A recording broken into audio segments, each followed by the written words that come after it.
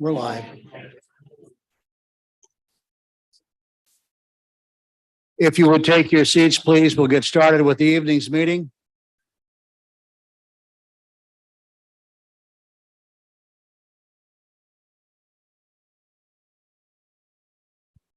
We'll call this meeting of the Washington County Board to order. Notification of the meeting and the agenda items were properly distributed by the Office of the Clerk. We'll now stand and observe a moment of silence and personal reflection, followed by the Pledge of Allegiance.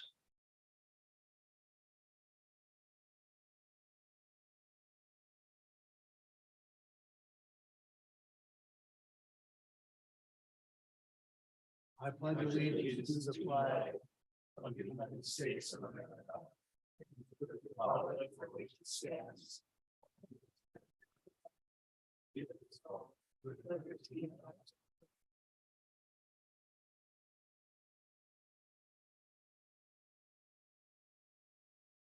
In regards to the roll calls, Chairman Schleif and Supervisor Bossert are excused. I understand.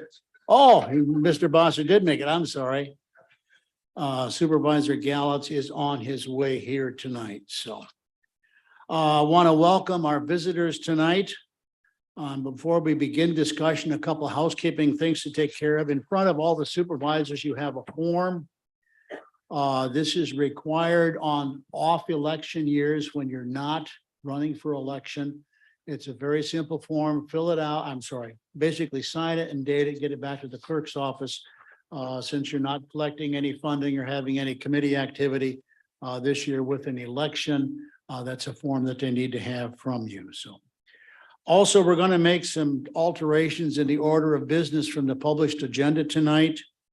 We're going to start out with the consent agenda.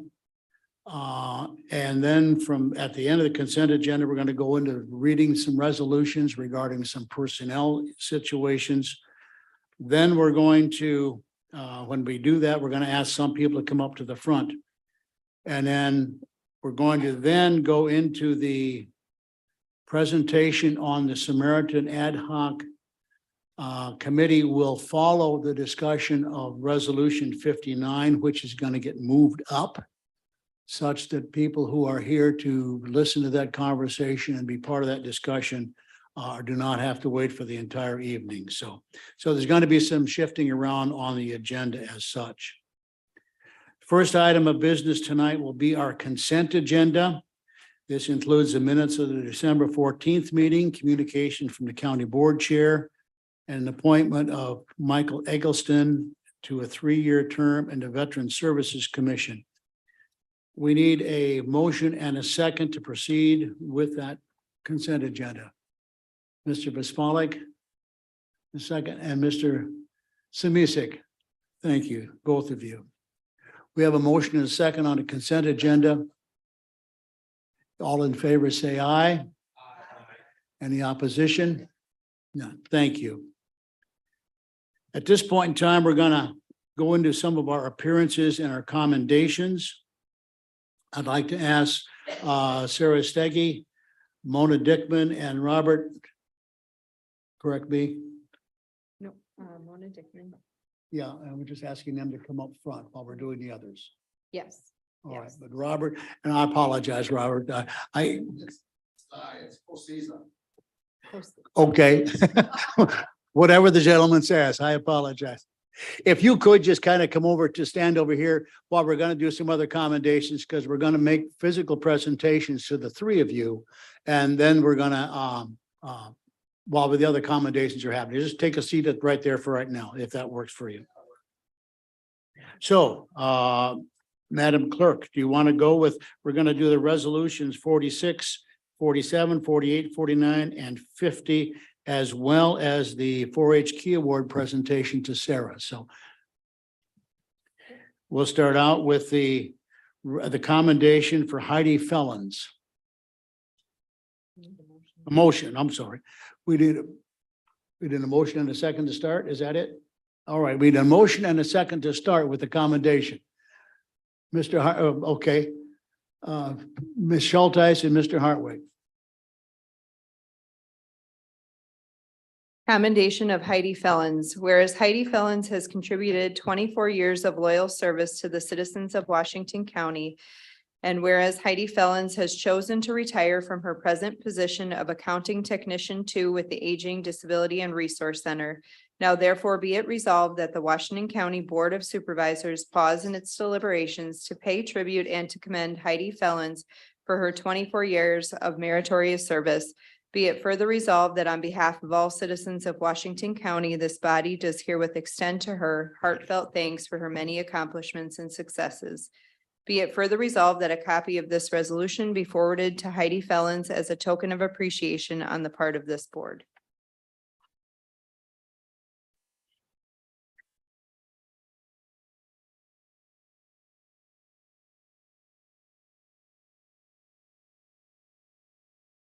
Just an aside, if my math is right, I think the commendations tonight accumulate up to like 143 years of service as employees of the county. Next would be a motion and a second for the commendation to Betty Jane Karnitz. Or did Betty Jane show up tonight? Okay, I talked with her last week and she thought maybe she would, but all right.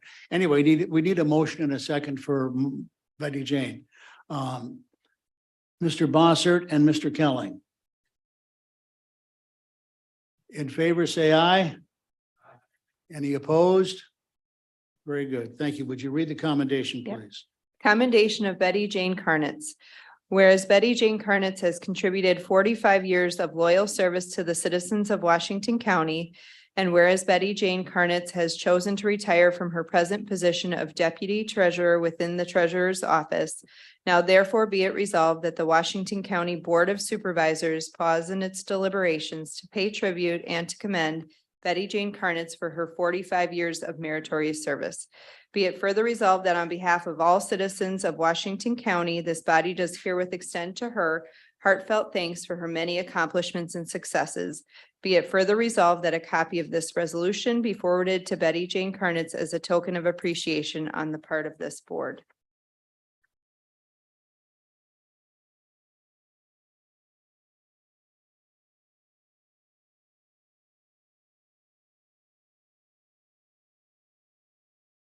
I need a motion and a second for the commendation for Dawn Saracati. Is there a motion, please? Mr. Toma and I'm sorry, John, Mr. Shodar, I'm sorry. Motion and a second. Of all in favor, say aye. Aye. Opposed? If the clerk would please read the commendation. Whereas Dawn Saracati has contributed 27 years of loyal service to the citizens of Washington County.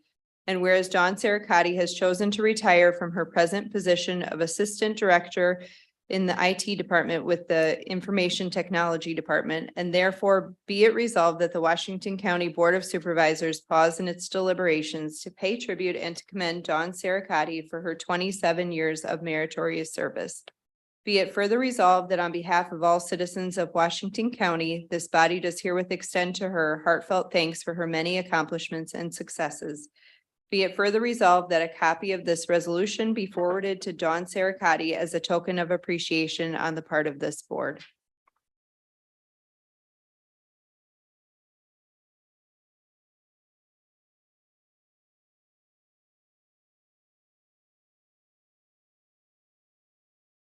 I'm gonna put on my outdoor voice like I was yelling at the kids down here in front. Hope you can all hear me.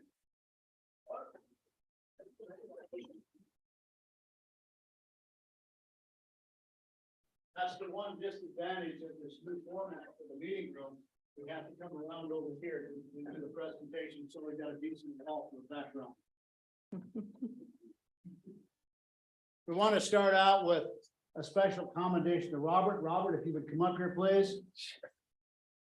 I need a motion and a second. Kajuska? Kosiza. Kosiza, oh, sorry. A motion and a second. Mr.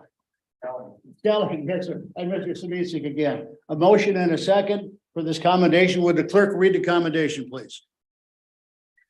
Whereas Robert Koziza Jr. has contributed 31 years of loyal service to the citizens of Washington County. And whereas Robert Cosiza Junior has chosen to retire from his present position of labor operator patrol person within the Highway Department.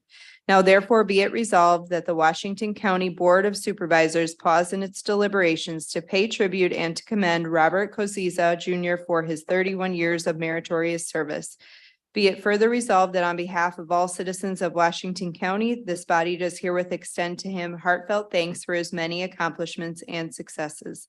Be it further resolved that a copy of this resolution be forwarded to Robert Cosiza Junior as a token of appreciation on the part of this board.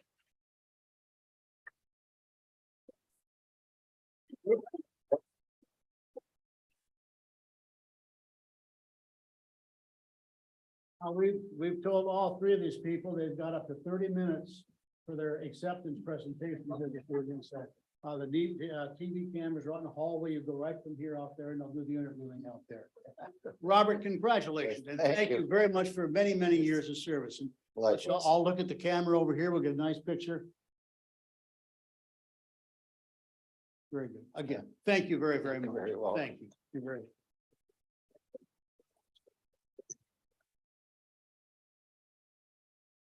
The next is a commendation for Mona Dickman. I'd like a motion and a second, please. Mr. Hartwig and Mr. Milliken. All in favor, say aye. Aye. Opposed? Very good. Mona, would you come up, please? And let's all rise for a round of applause for Mona.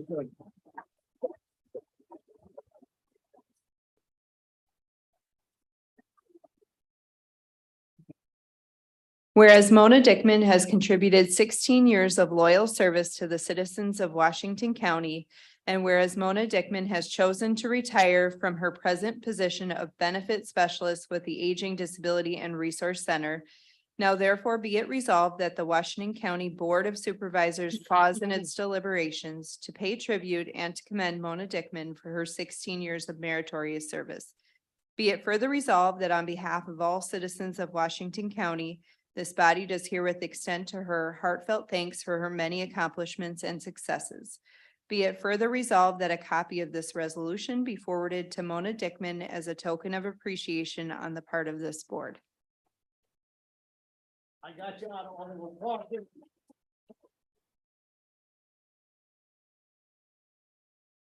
Thank you very, very much for your years of service. We'll get a nice picture here.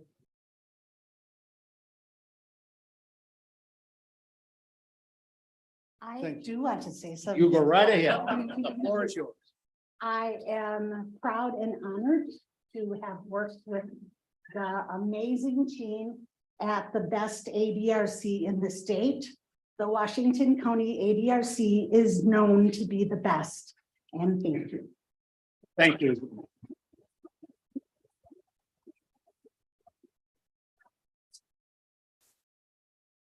Now we're going to have a very special presentation for Sarah. And Sarah, if you would come up, please. Now, I want to say this is special. It's special to me because Sarah is receiving the 4-H Key Award, which is a state presentation. It's a state honor. And those of you who know me personally know that I'm a big fan of 4-H. I grew up in a 4-H family. My father was a 4-H leader. I was in 4-H through all the years I could be. Our daughters were in 4-H, they were in speaking contests and so on. So this really is a very special award. And Ashley, if you would read the award, please. Whereas Sarah Stege has achieved the highest award in 4-H youth development, that being the Wisconsin Key Award. And whereas the 4-H youth development program promotes the ideals of character, conduct, patriotism, and service, encouraging members to become a productive and contributing citizen. And whereas Sarah Stege, a 4-H member, represents our country's greatest resource, that being our youth. And whereas Sarah Stege continues the legacy of 4-H youth development in the United States and serves as a role model for young 4-H members. And whereas Sarah Stege serves as an inspiration to all of us, demonstrating that hard work and perseverance can make dreams come true. Now therefore be it hereby resolved that the Wisconsin 4-H Key Award recipient, Sarah Stege, be commended for her achievement of 4-H youth development's highest award. Thank you. Congratulations, parents here tonight. Are your parents here tonight? Mom, where's mom? Come on up, mom.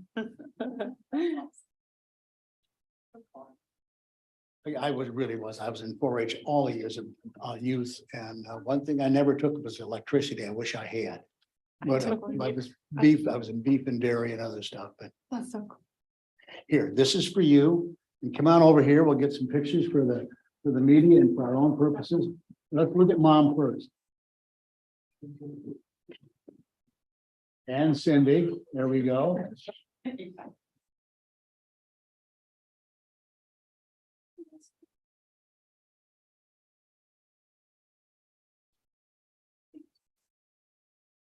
All right.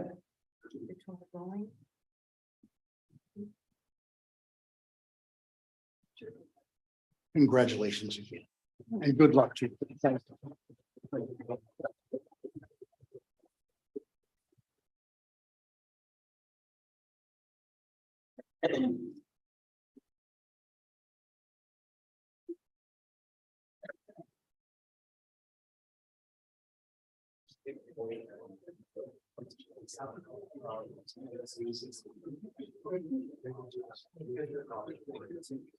No, I had to go to the London now. Sarah, did you want to make a few comments or some comments? Very good. Please use the podium there. I apologize. It's on. She's got it. Hello, and I'm so grateful for this honor and 4-H memories that the Key Award represents to me. I've had such an amazing experience in 4-H with the opportunity to try out different projects like arts, drawing and painting, youth leadership, international, electricity, and photography, along with performing plays with my club drama team at the state fair, going to 4-H summer camp as a camper and counselor, being a part of my club's officer team, and touring historical sites on the American Spirit trip. A highlight of my time in 4-H was raising Icelandic sheep. When I was in 4th grade, I used my market lamb auction earnings to buy 2 Icelandic ewes. I left my first sheep show experience feeling sad about going home without my sheep, so I resolved to show a breed that I could keep. My mom helped me sort through the options. We were both looking for a dual-purpose breed, meaning that a flock can provide both wool and meat, so I could keep several ewes for wool while selling the rams for market or breeding. After settling on Icelandic sheep, my mom drove me to a farm in the area where we picked out 2 timid ewes and encouraged them into the trailer. It took a while to earn their trust, but they slowly warmed up to me. I named them Creamy and Cocoa, which was particularly fitting when the ram we found came with the name Mocha. That spring was my first lambing season, which started a tradition of naming lambs after sweets like chocolate chip, cupcake, and muffin. Then came my first fair showing these sheep that were so very different from the slick shorn white market lambs that dominated the sheep farm. Icelandic sheep break almost all sheep stereotypes.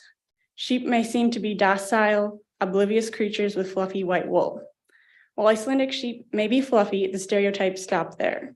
On average, they're spunky, headstrong creatures, and you have to earn their trust to see how sweet they can be. They're also very smart, and while they may do an occasional dumb thing, they usually get into trouble for the sake of making more work for their humans.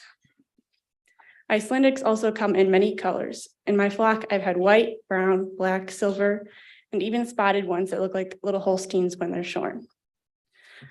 None of the current members of my flock have horns, but both rams and ewes can have horns, making them easily mistaken for goats. In fact, according to many fairgoers, they look and act more like goats than sheep. My first year showing Icelandic sheep, I felt out of place. However, the fairgoers loved asking questions like, why are your sheep fluffy when the others aren't? Over the years, I've gained plenty of experience in answering a wide range of questions about Icelandic sheep. I eventually developed confidence and managed to win the Herdsmanship Award from my club several times by preparing creative displays and keeping my area clean at the fair, despite being the only sheep project member from my club. In between fairs, I studied sheep genetics and health, topics that I incorporated into educational and visually appealing displays. I also learned various techniques for spinning my sheep's wool into yarn. In 8th grade, I jumped at the chance to mentor another 4-H'er who also wanted to show a wool breed. After spending a year learning from my sheep, she bought a couple of my ewes to start her own flock.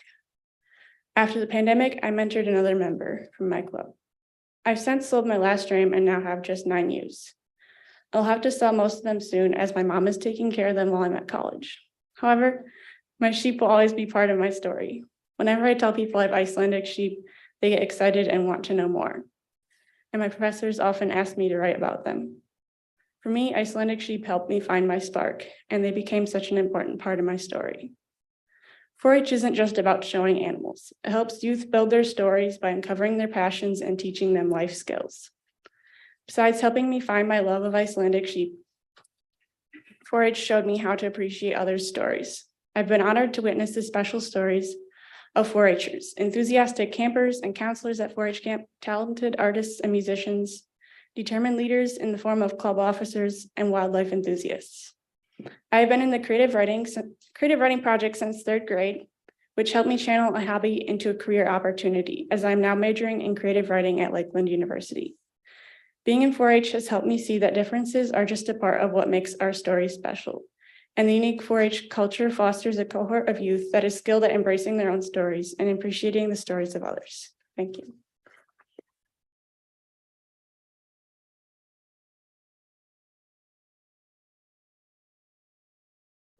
Thank you, Sarah, and again, congratulations. At this point in time, we will now move to have the quarterly report on the ARPA program. Is Margie presenting that, or Josh? Margie?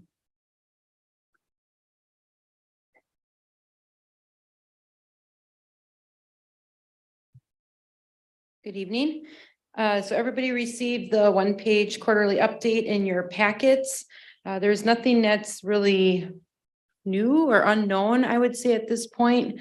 The newest item that is of a larger amount would be the mental health community grants. Those were discussed at the Health and Human Services Committee in November. So those have not gone out yet. They have not been awarded, but they are allocated within the funding mechanism so that we've got the funds set aside. Other than that, we're just kind of working on wrapping up the final reports for 2022. So that 22 column is what we're estimating to be the final. We're still working on the final wrap-ups and all the related journal entries that we do for that. And then that'll be done by the end of this month when we file our final report with the Treasury for the year. So I don't anticipate any significant changes in that. And in future years, of course, will be updated as we continue to get approvals for use from the committees. So if there's any questions, I can try and answer those. Any questions or comments from the supervisors? Mr. Kelling? Just a quick question, Margie, as I'm kind of not understanding something. One portion here, it says public sector employee Samaritan, and the total is 2.4 million, or 2.437 million, or something like that. Yep. And then when you go down, it says public sector employee Samaritan, not that, I'm sorry, The salary premiums. premium Correct. Samaritan. So What are the difference? Why are those split up? So in the ARPA regulations, there are what we call expenditure categories, and there are certain rules in regarding to how those buckets are being used. Premium pay, salaried employees are not eligible to get premium pay under the ARPA premium pay bucket because it's only eligible for those employees that are subject to overtime rules through the FLSA and DOL rules. So any salary or any premiums that are being paid to salaried employees at Samaritan, we're still using ARPA dollars. We're just using our revenue replacement bucket, which gives us some more open, flexible usage because we can't use it under premium pay bucket. Okay, that's it. I just was curious how that ended up Yeah. like that. Thank you. Other questions? If not, Margie, thank you very much. Thank you. We're now going to move on to the UWMWC Task Force presentation. I understand Executive Shulman is going to preface that. Yes, thank you, Mr. Chairman. So I think many of you know that about 18 months ago, maybe even a little longer than that at this point, I created a task force to look at the future of UWMWC.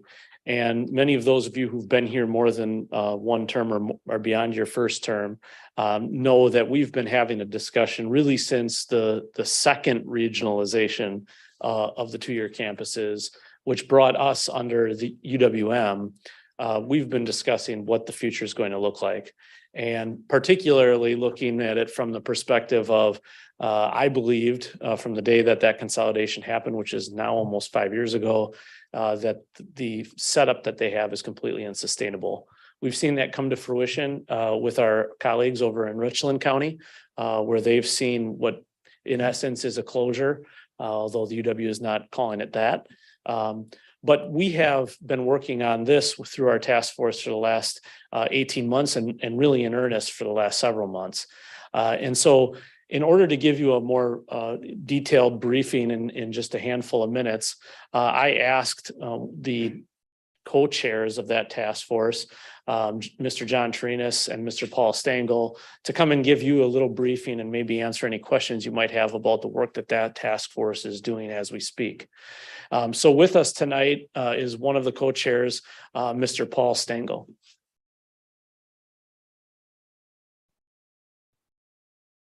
Thank you, Josh. I'm just going to take a few minutes, and as Josh said, it's been in earnest in the last few months that we've had more meetings with the task force, and the importance of this, given what's occurred in Richland County.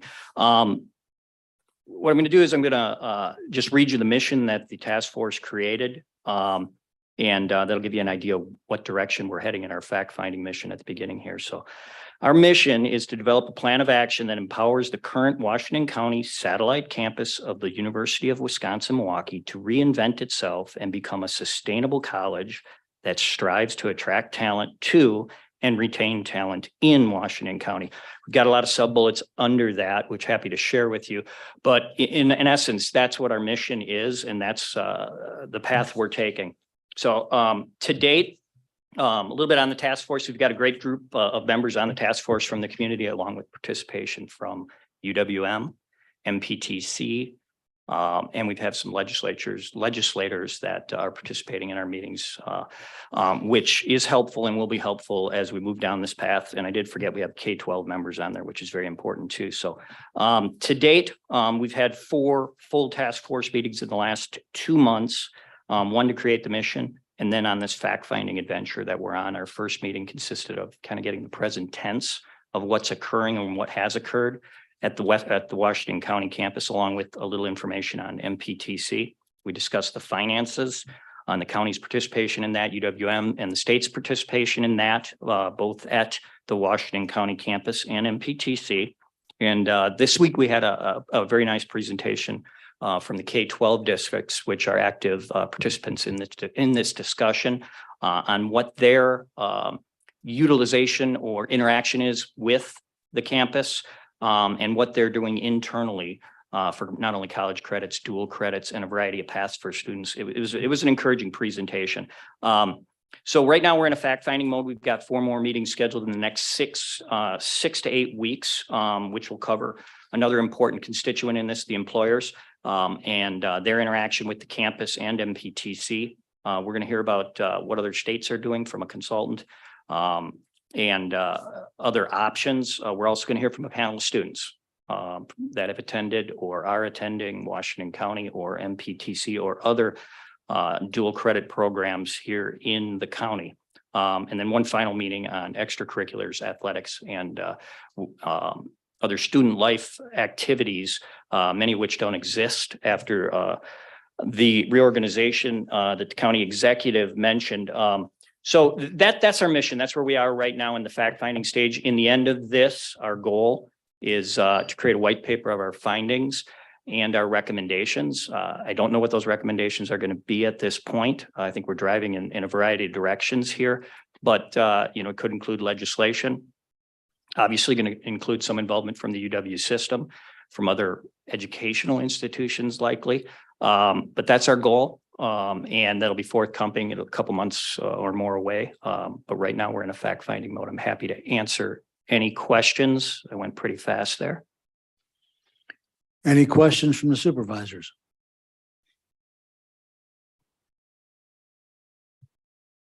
My family is from Richland County. As a matter of fact, I was born there. And we're back there on a regular basis throughout the year. And that campus over there has been a real jewel to that community. And quite frankly, I think everyone is saddened to the fact that I believe they're now aligning themselves with Platteville or some other alliance. But if I recall, if I read things right, they're down to like 60 students or something like that, just a handful of students. And it's a sad day, particularly for Richland County, that campus is closing. It's a beautiful facility. And that's correct. It was 60. But that's, and their enrollment's down, but all 12 of the UW colleges enrollment's down pretty dramatically in the last 10 years. And obviously a variety of factors that go into that I won't get into, but that's our mission. How do we stem the tide there? And we have a beautiful campus here too, that we don't want to see underutilized. What are the numbers at the campus here right now? Right now, don't quote me exactly on this. There's about 280 full-time equivalent students at the Washington County campus. Now, 10 years ago, that was roughly 750. So large drop again. That's not solely Washington County. That's all the two-year campuses have seen enrollment declines over the last 10 years, but around 280 full-time equivalent students. Yes, sir, Mr. Kelly.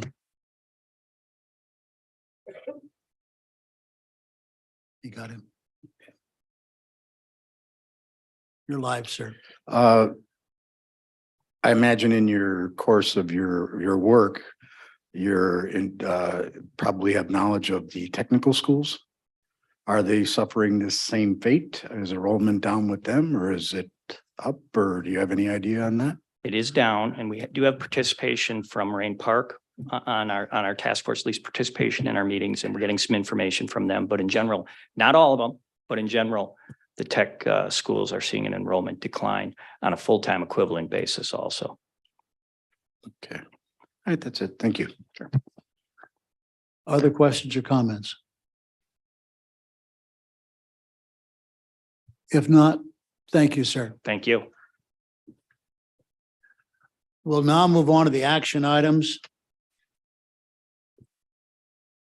The next item will be Resolution 59, a general fund transfer of $30,000 for additional studies of Samaritan Health Center. Now, keep in mind that a 2/3 vote will be required for passage of this resolution. And I believe with 2 members absent, will require 13 voting in favor for adoption. I just realized Mr. Krebs is not present here this evening. Is there a motion and second to bring this item to the floor for further discussion? Mr. Vispalik, Mr. Samisek.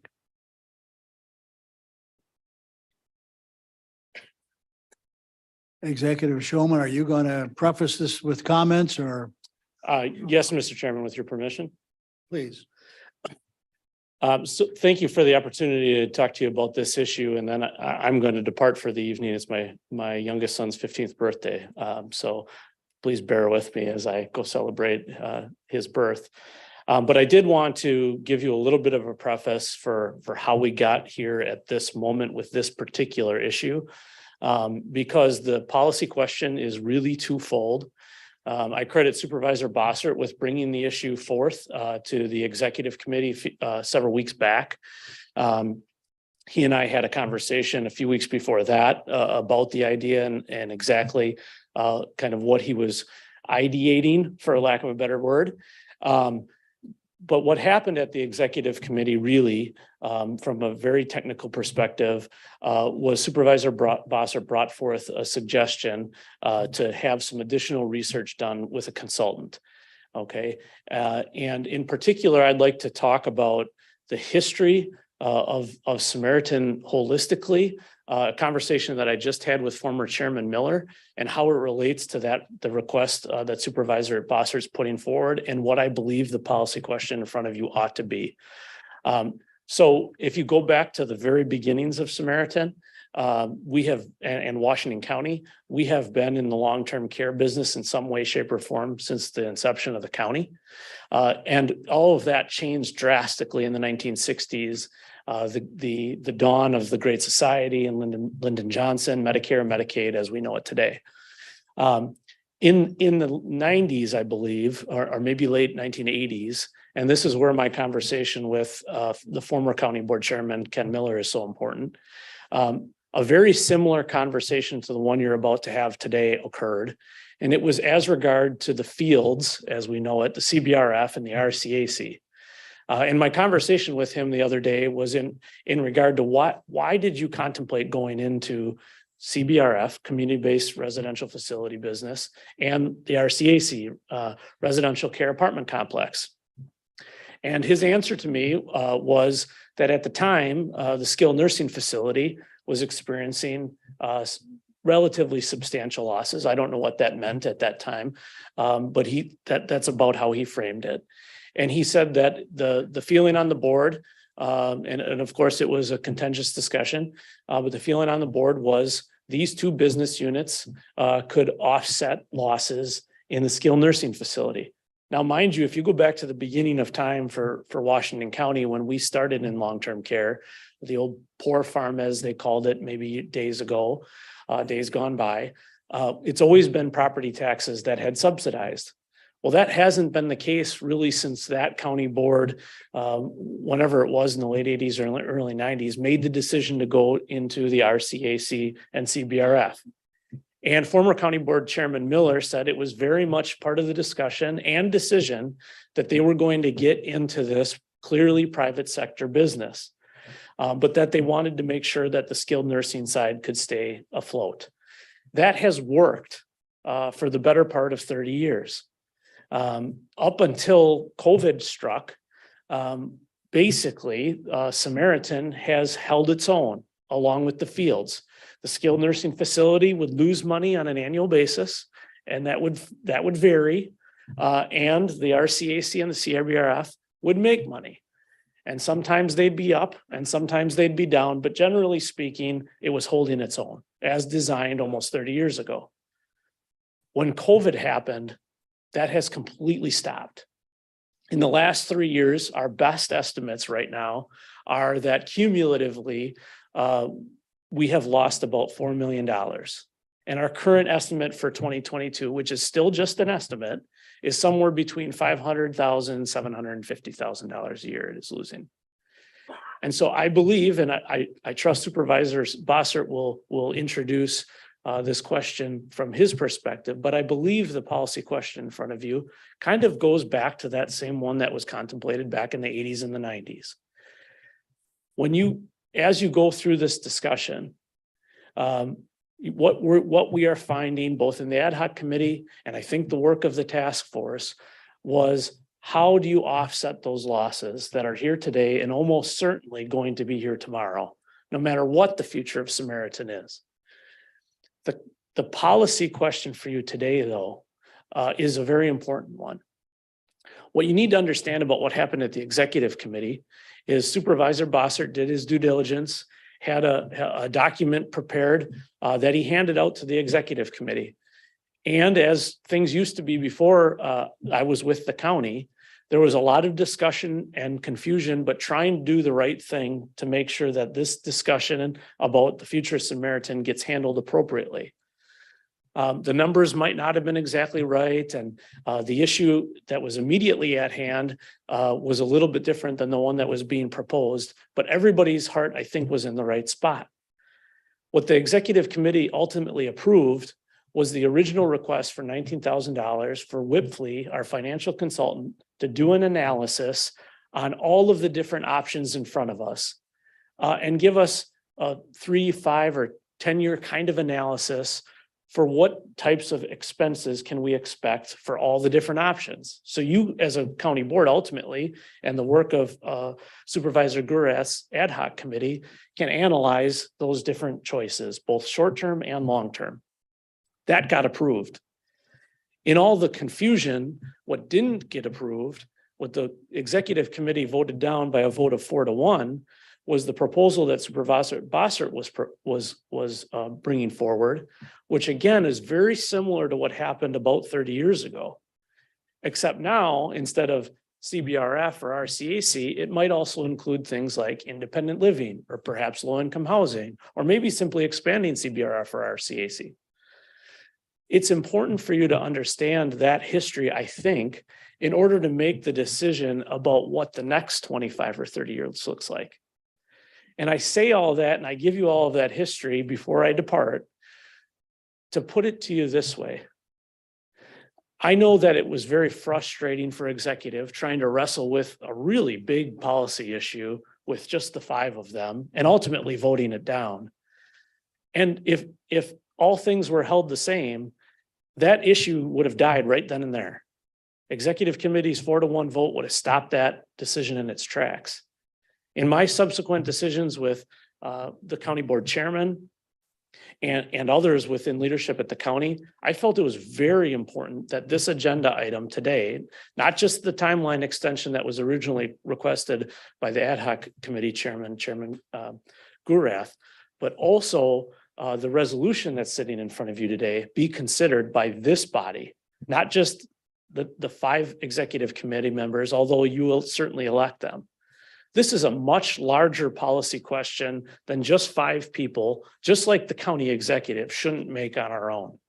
This is one that your body as a whole and our community as a whole, represented by you and I, need to make together. Quite frankly, I insisted that this should be a 3/4 vote, not a 2/3 vote.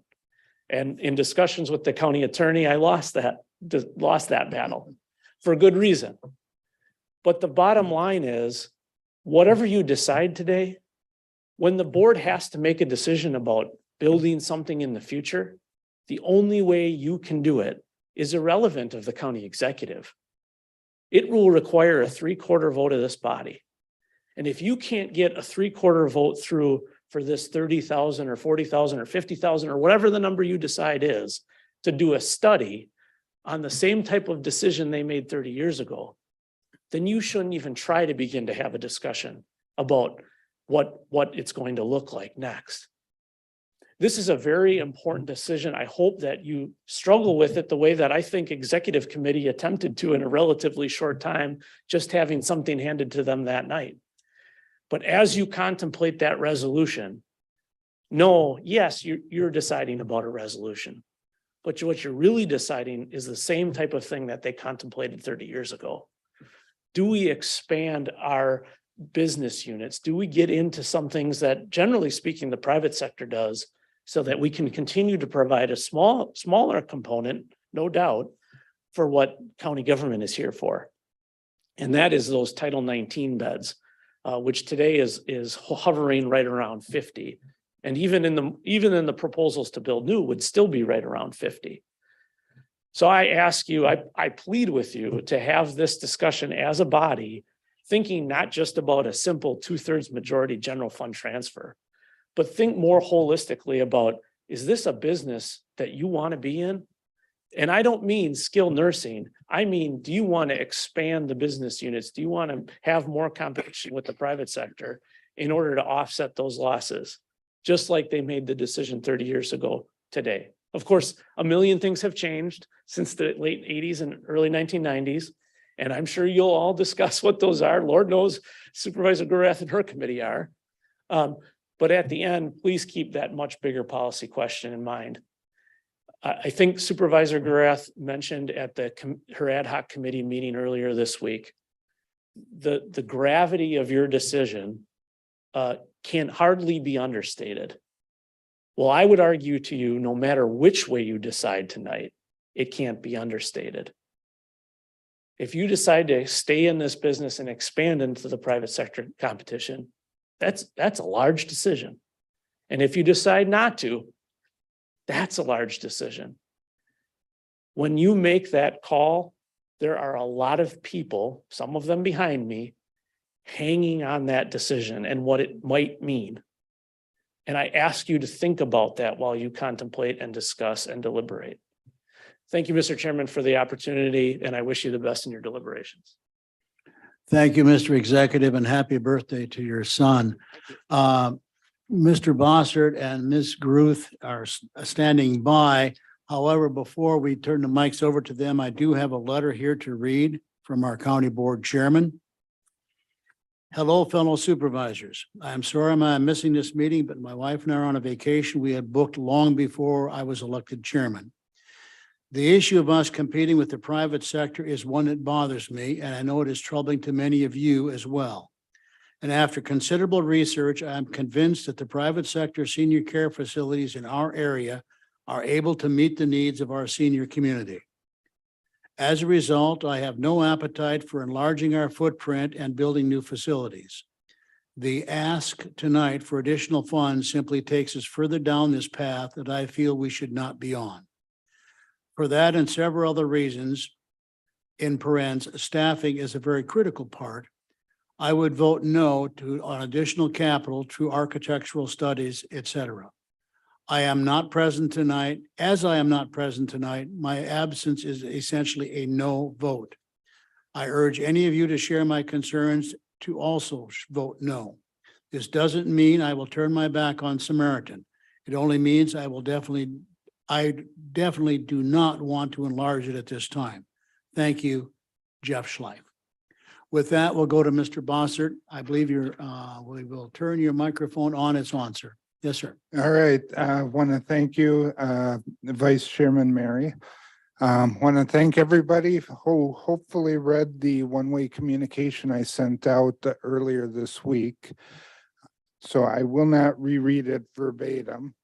I originally wrote that because I didn't think I would be here tonight. So I want to thank Delta Airlines for getting me here early. And as I look at the flight status of my original flight, my luggage right now appears to be over Louisville. So if I leave here early after the vote on Samaritan, it'll be to go pick up my luggage. So I'm going to disagree with one thing Josh said about thinking about the larger decision, because I don't think we can think about that until we know what it looks like. And that requires proper research by an independent group to see what would it take as far as independent living or additional assisted living to be able to support Samaritan now and in the near future. I don't want to be so focused on not spending $30,000 that we miss an opportunity to potentially save a lot of taxpayer money. Right now, the cheapest tactical solution we have is to just close Samaritan, and that's $6 million that would cost to do. If we explore these options and ideally find an option that would A, fund itself, and then B, provide revenue support for dealing with the building issues we have and whatever is needed for the staffing issues so that it can be self-sustaining, I think strategically, that's something we need to look at. A lot of the discussion so far about Samaritan has been about tactics. Things like, should we close the building? Should we sell? Should we build a new building? Should we just refurbish? But tactics need to start with a strategic decision. And the strategies behind both those decisions are either get out of the business or put more taxpayer money into the business. And what I'm looking to do here is explore a third option, a third strategic option, which is to do like we did with the parks, to make Samaritan a wholly self-sustaining entity like it had been prior to COVID. And with the changes that COVID has brought about and the market changes, what is that going to take as far as independent living? There's a lot of things that none of us know about that. How big would this have to be? You know, if we built one building that was 100 independent living apartment rental units, would that be enough to provide the support we need? Or would it have to be something that's 500 units? And, you know, if it's something that's 500 units, that becomes pretty unwieldy for us. But if we're talking about one building that's 100 rental units, that might be something that we might be willing to do. So I think getting more information, that's where everything needs to start. We get the information first, then we make a decision. We don't start by making a decision and then deciding what information we want to get. So I'm asking for $30,000 so that we can find out more about what's possible here, what it would look like if we added independent living or if we increased assisted living to fund Samaritan so they could go back to being self-sustaining. So that's the ask. I think big picture, with how long we've been in this business, I think we owe it to the residents of our community to do our full due diligence, to fully explore this option so that we know what we're saying yes or no to before we say yes or no, rather than tonight saying, I'm a no vote on that, so I'm going to say no before I know what I'm saying no to. So that's where I'm at. I obviously didn't do a full preparation because I didn't know I was going to be here. But I'm glad to be here. I will be voting yes. I hope everybody will vote yes as well so that we can move this discussion forward and find out what this would have to look like to be self-sustaining. I think every one of us agrees that right now putting $2 million a year roughly, and we don't have perfect numbers on that, but it sounds like about $2 million a year in taxpayer money into a facility that serves 50 residents. That's not sustainable long-term. I think we all agree with that. That's what we're trying to fix. This is a potential fix for that. So I'm asking everybody to help move this discussion forward and to vote yes on this. Thank you. Thank you, Supervisor Bossert. Supervisor Garath. Thank you, Chairman. Yeah, I have something to read, but before that, I do want to say that I agree with Supervisor Bossert and I disagree with our county executive because I feel like he's putting the cart before the horse because he wants us to make that final decision before we decide whether or not to fully explore all of the options. And with all of the research and everything that we've been doing and just going over what we have now and the things that we want to explore, a workable option is starting to take form. And I hate to squash it before we are able to get the information that we need to actually see if it will work. I mean, we're not saying that the ad hoc committee is going to have the magic pill to solve all of our problems. But we are working hard and we would like to be able to continue the job to the end. So I guess let me just read this because I spent all the time writing it. Okay, so the ad hoc committee was tasked with doing an in-depth study of the options for Samaritan, keeping in mind our end goal to provide complete information on each option to the full county board and also to make a recommendation. Taking care of our elderly has been baked into Washington County's traditions for many decades. Therefore, our committee is taking the task before us very seriously. It is clear that we do not want to burden our taxpayers with the high costs of a skilled nursing facility. Therefore, any solution that would continue our tradition of providing services to our elderly population needs to be self-supporting. That need was recognized a number of years ago when it was decided that we should build the RCAC facility known as the Fields. The Fields makes money, which for many years was sufficient to offset the loss at the Samaritan. With rising costs and regulations, the Fields profit is no longer enough to result in a break even overall. To explore the viability of continuing to fulfill this need in our community, to provide a safety net for truly helpless elderly people, our committee would like to have a market analysis done on the feasibility of adding independent living, which could make a profit to fully offset the losses at the Samaritan.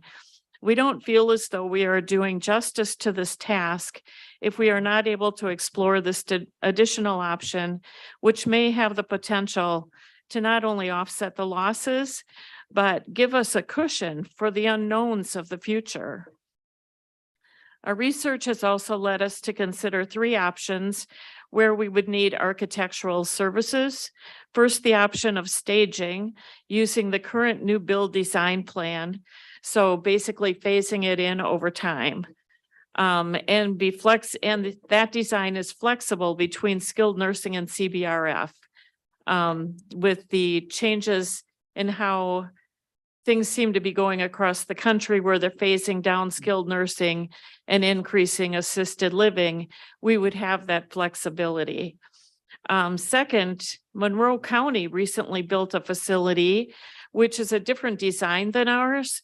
They use wings for each type of level of service rather than the individual pods that our design has.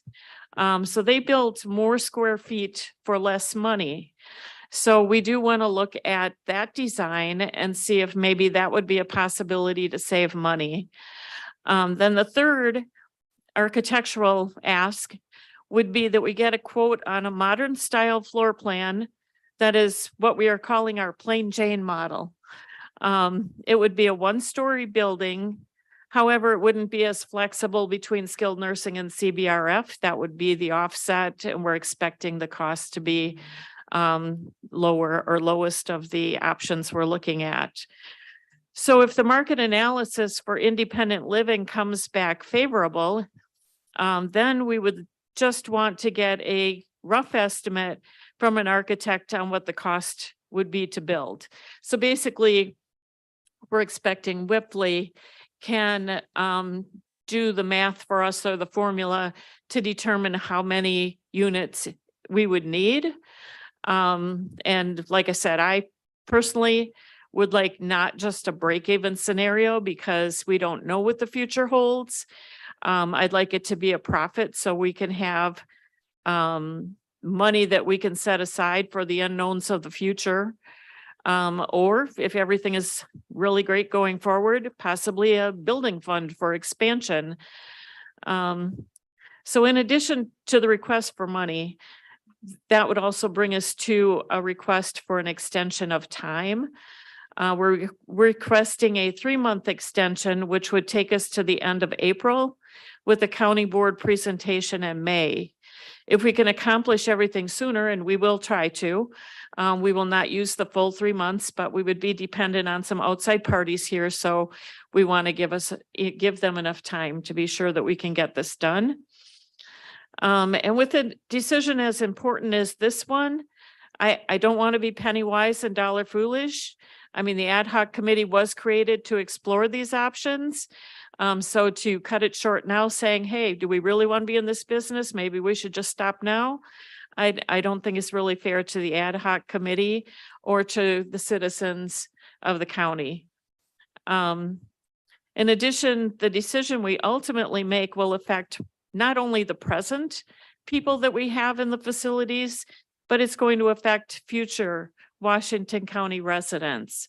With baby boomers all across the county and country, the world, starting to reach the average age of needing this type of assistance in just 6 or 7 years, demand for services all across the county will increase.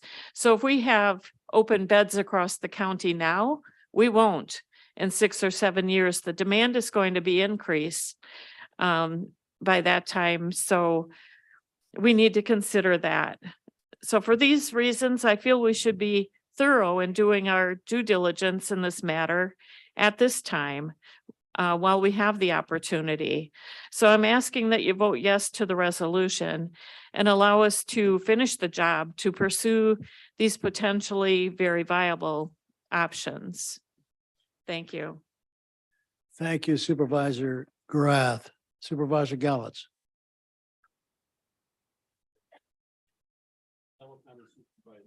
Oh, I'm.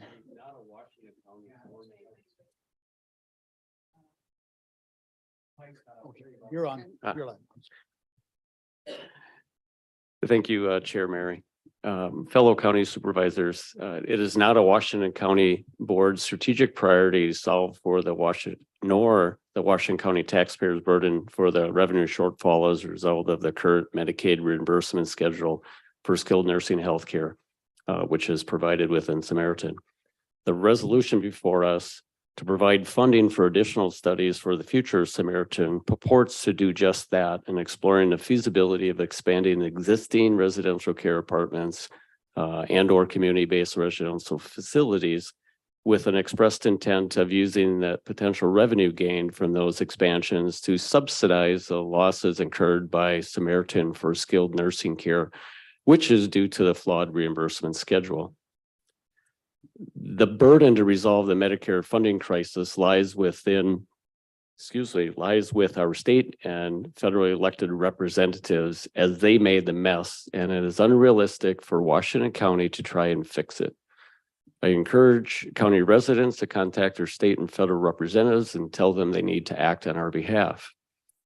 Furthering the existing operation and business model to offset reimbursement losses is not sustainable and will likely contribute to the funding problem rather than solution in it. The solution rests with the state and the federal government. I will not be voting for this resolution. Supervisor Kelly. Just one correction, Mr. Chairman. It was stated that there would be an increase due to the baby boomer generation coming online in Washington County. And we're also asking for money from Whipley to further this study. So I assume that Whipley is a trusted source for us. Well, according to the trusted source of Whipley, when they presented, what was that, a year and a half, 2 years ago, they said that they expected rates for full-time nursing to go down in the next 20 years. So I want to remind the board of that, that it was not expected to increase within the county. It was expected to go down. So just keep that in mind when you're making your decision. Thank you. I have some concerns at the topic here tonight, the same concerns that I expressed at the executive committee meeting when this was first brought up a couple of weeks ago, I guess now.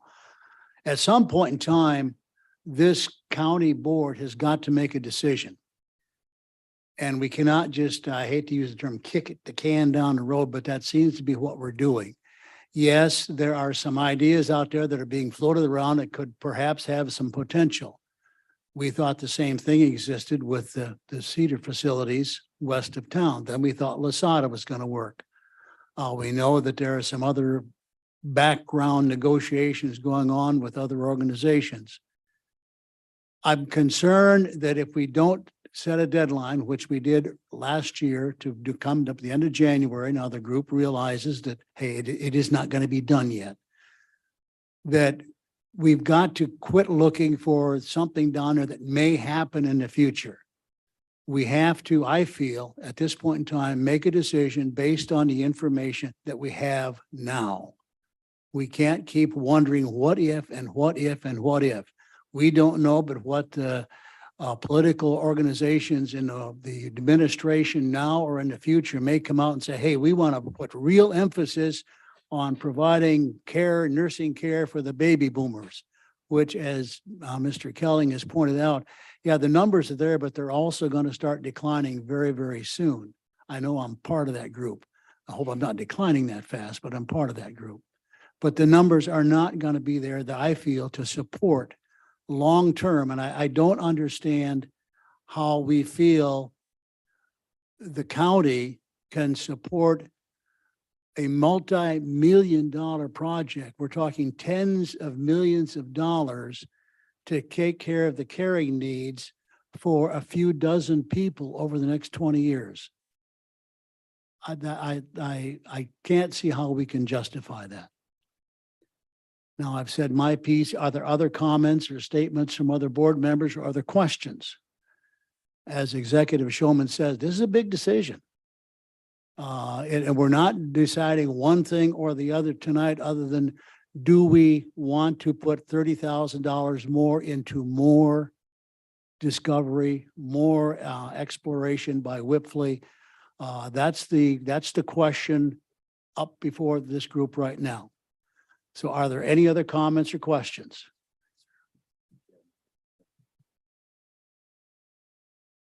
see.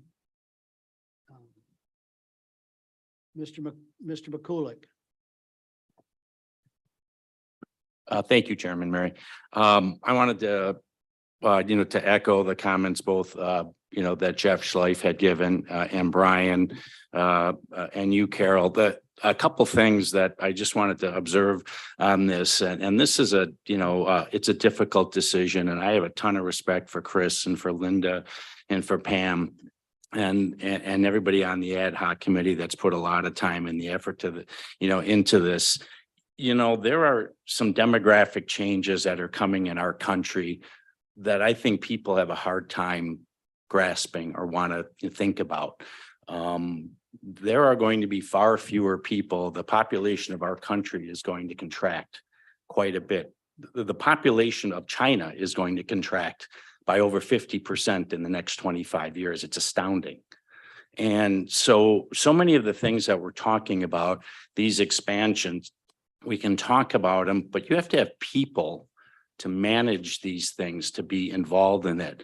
And there are going to be fewer people that are going to be employed to do these things. And that's not the way that I would like things to be, but it is the way that they are going to be. And I've had difficult conversations. I've had conversations with my own kids. I have 2 daughters and a son. And I've told my 2 daughters, I'm not so sure who they think is going to, they've talked about not having kids and things like that. And I've said, I don't know who you think is going to take care of you when you get older, because I don't think there won't be someone else there to do that. There won't be facilities because there won't be people there to staff them. And that's an unpleasant reality, but it's true. And so those are things that are out there. You heard Paul Stengel talk about the reduction in the amount of kids at UW-MWC. That's at all of those campuses, and other than UW-Madison, who's pulling kids internationally, the enrollment in major universities in this country are in major declines. And so this is a trend. And so we are really hitting a headwind just aside from the costs. We haven't even gotten into that part of it. And I just don't see how that can work. And I'm sorry, and I would be a no vote on this. And I wish things were different. I really do. Because I'm a guy who's about to turn 60 years old, and I don't like thinking about that. I've got 3 kids. And so I know that Matt had talked about a reimbursement from the federal government in the future will likely include some type of a home care component, because people will be being taken care of in their homes or their kids' homes, because there won't be these facilities, because there won't be staff for them. And so like I said, I wish things were different, but they're not. Thank you. Thank you, Supervisor McCulloch. Supervisor Hartwig, apology. I did not recognize that your light was on. You're up. Okay, thank you. And thank you for all your opinions. I just think that we as a board, we have to take care of our elderly. So most of us here probably will be fine, but there's people that are going to need the help. And where are these people going to go? If we would close a Samaritan and they can't afford it, the less fortunate people, anybody got any answers where they would go? Well, that's one thing. Another thing, I know at a meeting it's a number of years ago, there was a fundraising foundation. It was, I think, foundation.com. And that foundation would help get money for building, I believe, or restoring or remodeling. Did anybody look into that? Because I just can't see leaving the elderly that are needy. Where are they going to go? That's my big concern. I heard that Dodge County was going to close down, or they looked at closing down their facility, and they voted not to do it. And from what I hear, they're doing great. Did anybody even talk to Dodge County? I didn't have time. I just heard about it this afternoon. So I don't know if anybody else, Matt, do you know anything about that?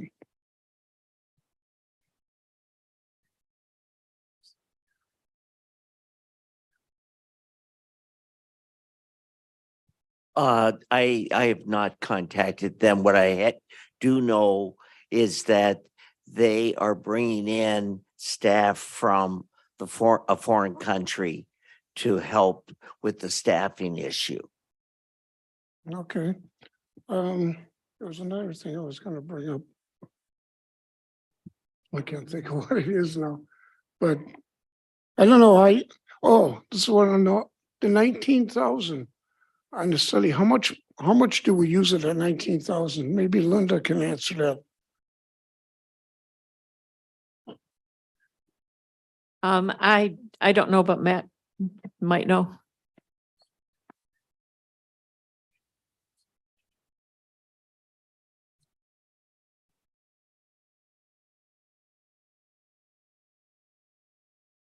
When it turns red, I'll just answer. Okay. Pretty much all of it we're using. And we did get estimates for the 30,000 that it would be 15,000 for AG Architecture to do their portion and 12,500 for Whipley to do their portion. Okay, thank you. I'm still on the fence, but I want each and every one of you supervisors to think this over very carefully before you make a decision. That's all I ask. Thank you. Thank you, sir. Supervisor Conrad.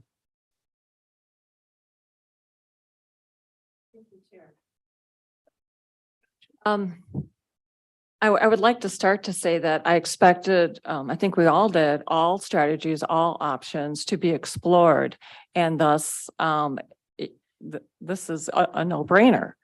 And wanted to share too, that it included, the self-sustaining option be explored. Just, that was an assumption. Maybe that was a wrong assumption. But so again, I'm surprised we're having this major of a discussion. As you all know, I'm a nurse and have my pulse on healthcare, and am very aware too that independent living to assisted living, it's just, as you all probably even know, just as citizens, it's just a natural progression of designs of campuses now and healthcare campuses. So that is, an expected, very realistic option that we should be exploring again. And just services, I have mentioned this in the past too, and healthcare has changed. We're even having across the country now acute care at home. And we don't necessarily need the old traditional long-term care beds. And there's more of the assisted living and other acuity levels that are offered now. And thus that decreased need for that, full care of individuals. And thus, again, exploring these, options of all these different levels of care from that independent living all the way through. That's really ideal state and what we should be looking at. And the private sector is not meeting the needs. Again, I've served in acute care hospital my whole career, besides putting myself through nursing school, where I worked at Cedar Lake campus. But people are backed up once they're discharged in hospitals. There is a backup in hospitals of people who need like the assisted living or long-term care because there are not beds available. And that is part of the bed crisis and staffing crisis across our whole country. And regarding the private sector, we are already competing with them in multiple areas. And like I said, too, they're not meeting the needs anyways. And I think would actually appreciate the county stepping up to help with this crisis that we have.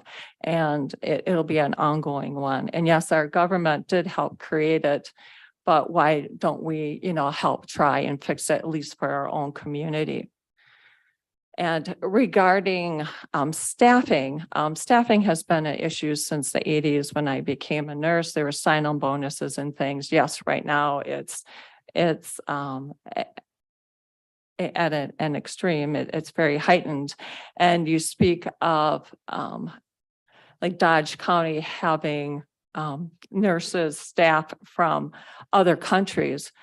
Well, what people are doing is actually USRNs are also going to other countries. It's just a chess match right now with healthcare professionals and nurses in general trying to make the best, get that highest amount of pay through contracts, short-term contracts, and hopping from place to place to place. And that's adding to this crazy staffing crisis. And hospital administrators across, Wisconsin and the country too are finally starting to say, hey, you know what, we got to work more on retention and really stop utilizing those, types of services, all those contracted services. So hopefully we'll start seeing, I'm sure it'll take a little bit, but it's already starting the decrease in even the pay that all these contracted services are offering to help with that crisis. But like I said, even USRNs are hopping to other countries, and other countries are hopping here because they're trying to have that fun opportunity to and get to the place that's got the most money for that short-term, 3-month contract.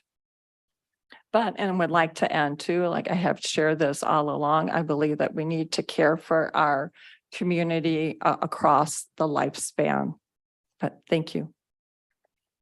Supervisor Schwab. Thank you, Vice Chairman Mayor.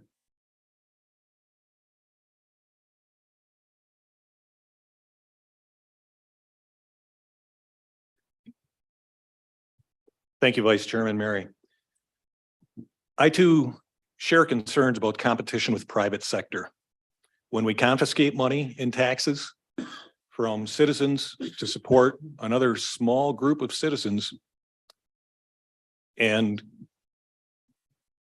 get in the way of private companies that are helping those citizens already, that causes concern for me. There's been many people who've mentioned the constraints of time on this. When the ad hoc committee was formed, it was with the express intent that there was going to be a finite time to it. It was the express intent that it wasn't going to be going on forever. And now we're talking not about 3 months, but really 4 months until action would be taken. So I have a concern with that as well. After our last meeting, one of our dear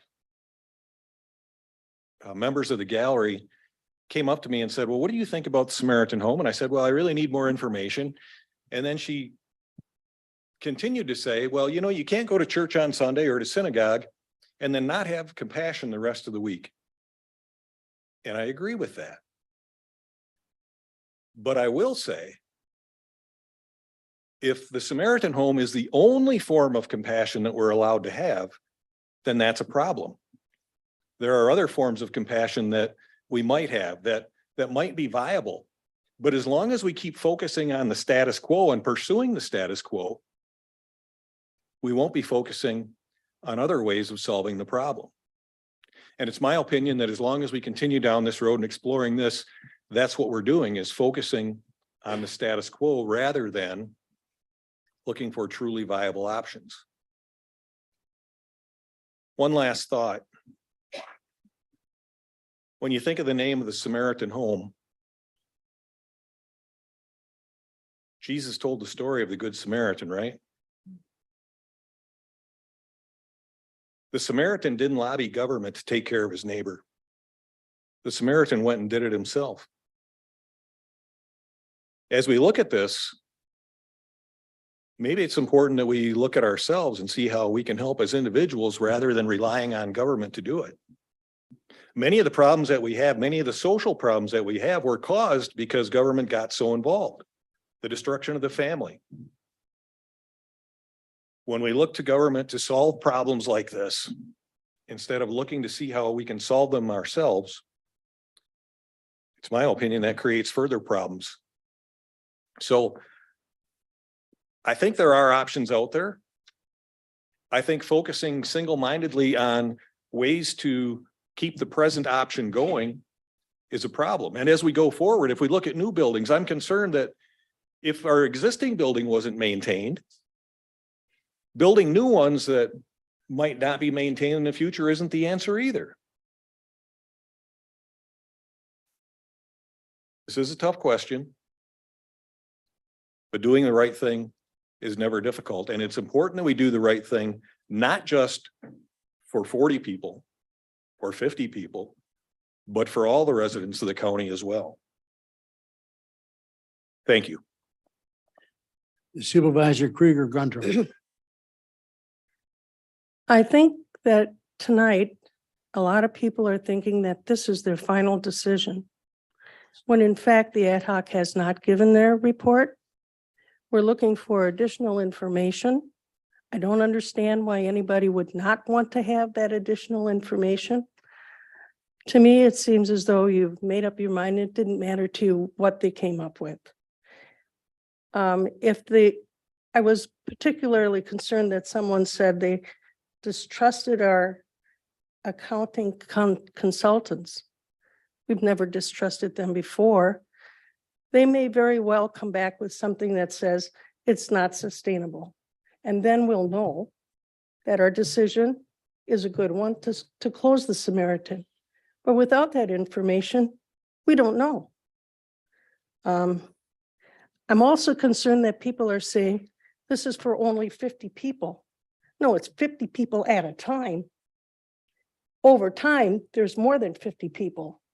In a 10-year span, you think that we're only doing this for 50 people? I mean, think about this.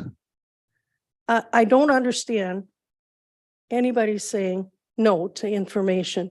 We're talking about $30,000. Not too long ago, we spent $10 million on new generation housing. And the executive committee added $35,000 additionally to new generation housing without the blink of an eye. We're talking about people's lives. There are people that will not be cared for if they're in Title 19. And in the future, there's going to be more people that are going to need our care. And I don't think we should turn our back on them for $30,000. Supervisor Vismalik. I want to echo one of the comments that you just put out there. In the near future, we're going to be asked to make a tough decision. And we don't have all the information that we need to make that decision. We've asked the ad hoc committee to look into all the options. Yeah, we were looking for a time frame to get it finished. I'd say are we doing our due diligence? Are we going to be able to make that decision without having all the information? I am too concerned about some of the comments tonight of the speculation or what might be in a few years. We don't know. We don't know what's going to happen tomorrow. I'd say for $30,000 to give the ad hoc committee a chance to finish the job we asked them to do, I think is the least of what we can do. That little bit, that few extra months, we're making a decision on people's lives and futures. And you know, a lot of our seniors, they're coming up, going to need the services, and they've paid taxes in our county to support that for so many years. And then for us to make a decision and possibly close it, and there won't be anything for them, I think would be an injustice. I'd say, let's support this, give the ad hoc committee a chance to finish the job we asked them to do, and let's let them finish. Thank you. Supervisor Bossert. Yeah, I just want to touch on a few of the points I've heard. I think it may have been more like about 2, maybe even 3 years ago now that Whiffley presented some numbers. I'm kind of going from memory on those, but I seem to recall that those numbers were focused on the skilled nursing needs and that they were projecting a bubble that would be coming in the 10 to 30-year time frame, and after that 30 years, it would fall off. Again, I'm going from memory. I think we would want much better demographic info, and specifically info expanded to include what's it going to look like for assisted living, for independent living. West Bend has had a couple of new independent living projects go in recently. That doesn't happen if a market is drying up. That doesn't happen if there's not a future market. It's entirely possible that that market is growing, and that if we are going to make the decision to support Samaritan this way, now's the time to do that. I don't know that for sure. Whiffley can do that research and present us data with whether I'm correct in that or whether I'm wrong. As Supervisor Krieger-Gundrum mentioned, if we commission Whiffley to gather this info and we find out it's unsustainable, well, then we know. On the other hand, if we say no to getting this info, what we're really saying is our mind's already made up that we don't want to go down this route, no matter how good it might be, no matter how it might help us. There was a little talk about staffing. This is a little bit of a change, but I want to touch on it.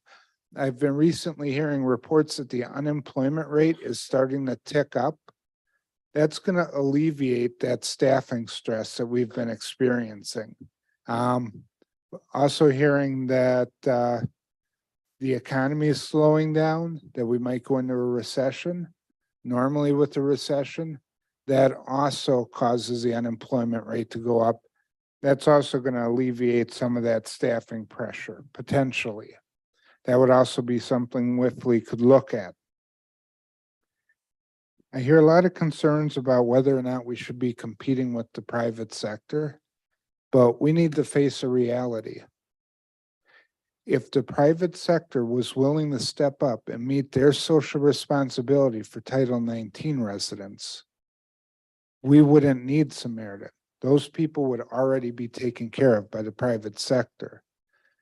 So for us to try to engage in that mission of supporting that small group of people, but refusing to engage in the competition we need to engage in to support that, that's unfair to the taxpayers to say, hey, taxpayers, you just got to put this money in, $2 million a year to fund this small group of people because we don't think we should compete against the private sector who won't take these people in. We had 2 years ago, we were working on an agreement that could have been a win-win with Cedar Communities. It fell through. I don't know all the details of why. It was a big disappointment because that could have been a win for the county, a win for Cedar Communities, and a win for our residents. But that's water over the dam. We got to move forward. And that's what we're trying to do. I think this is money well spent. It's going to give us a lot of good information. If it turns out that this is not sustainable for the future, then we know. But to sit here and presume it's not sustainable on our own, based on maybe some cursory internet searches that we've done, I'm not confident that's the right approach. I think we should invest this money. I think it's a wise investment, and it's going to give us the information we need. So I'm asking again, everybody to vote yes for this. Thank you. Supervisor Kelling. Thank you, Mr. Chairman. Just going to put this out there for everybody. I am very on the fence on this. Very, very on the fence on this. I could go either way. But having said that, a couple of things I wanted to clear up, and that would kind of help me answer a few questions. We can get up here and pretty much you can put this microphone in front of me and I can pretty much say anything I want, whether it's true or not. And so I want to make sure that the information that we're putting out there is accurate. I said earlier, and I think it might have been received wrong, if we are to trust Whipley. I do trust Whipley. I trust the report that we got. And I was illustrating the point that when the supervisor stated that there was going to be a big bubble and it was going to go up, that's not the report as I remember it. And that's not the way Whipley presented it to us. That they felt going down to 50 beds was very appropriate for our county. So, and that was maybe my way of illustrating the point, and maybe it wasn't received properly or whatever. I trust Whipley, and I put my faith in them. I was merely saying that the information that was given wasn't consistent with what I heard from Whipley. Private sector, it's stated that it's not meeting the needs. Well, we've had what, 80% of the nursing homes have closed in Wisconsin.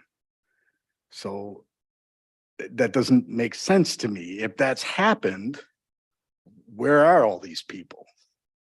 You know, so I guess I'll turn it to you, Matt. Is the private sector, if we were to close Samaritan today, would the private sector here in Washington County have the ability to take in the people?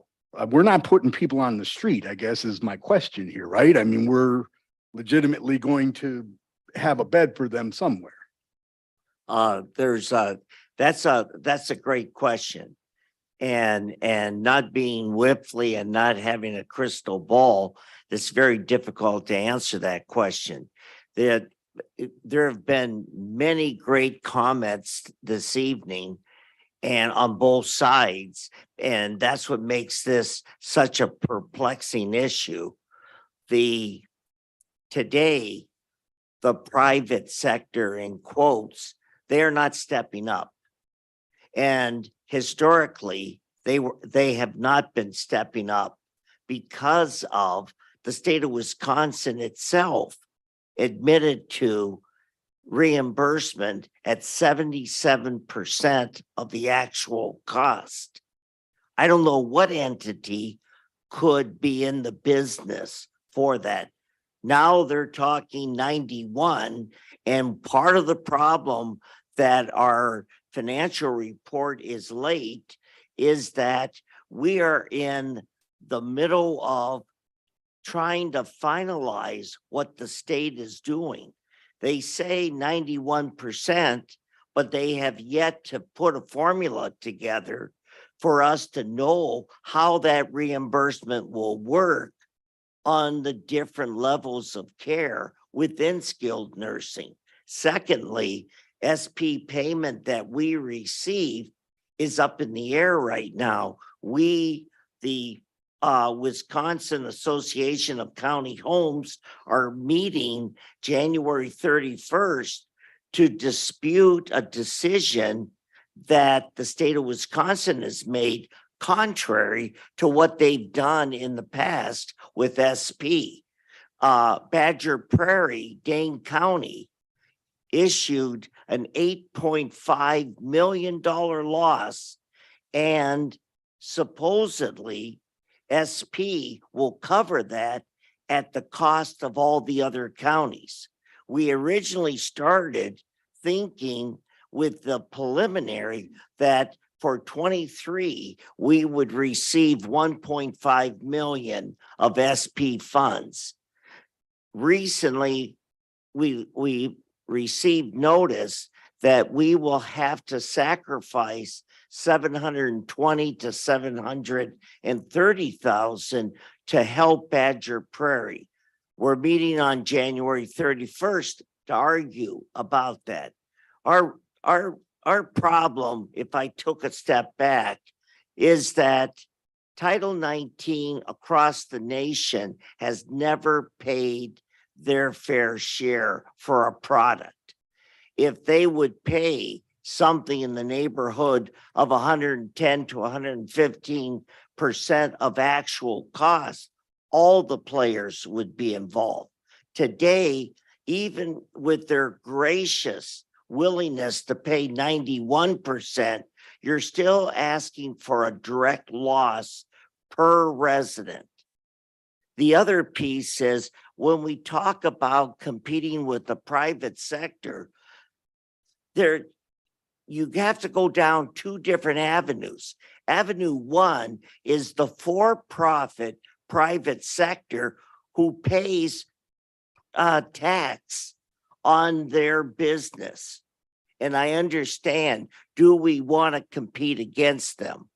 But our biggest competitor of Washington County is a not-for-profit who doesn't pay taxes. And so, and they are not taking the number of Title 19 that could be taken. That's Cedar Campus, Cedar Communities.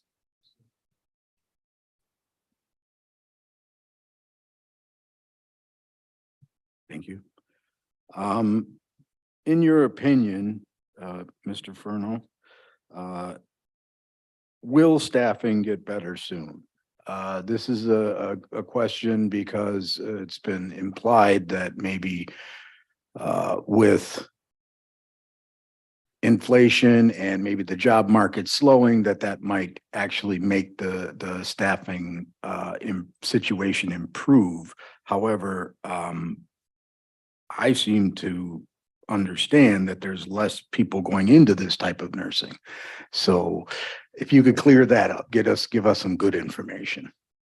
I really can't. I can tell you that when COVID hit, we lost something in the 40 to 50% of our healthcare workers, either retiring early or going into industry other than healthcare. As you see layoffs with industry, will some of them come back? I really don't know. And it's a situation that we are being sustained through ARPA funds. In 24, that goes away. If we can't resolve it, we are all in trouble, the county as well as others. I don't know where the dollars will come from. So I really don't know. I would hope it would balance out.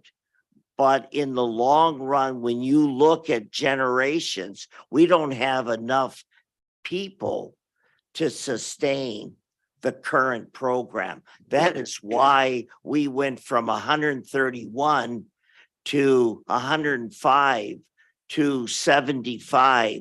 Today we have 45 residents. Will there be a need? Will there be an actual product of skilled nursing? I don't know. More and more people are going to be at home. More and more people will be facing less care as they age.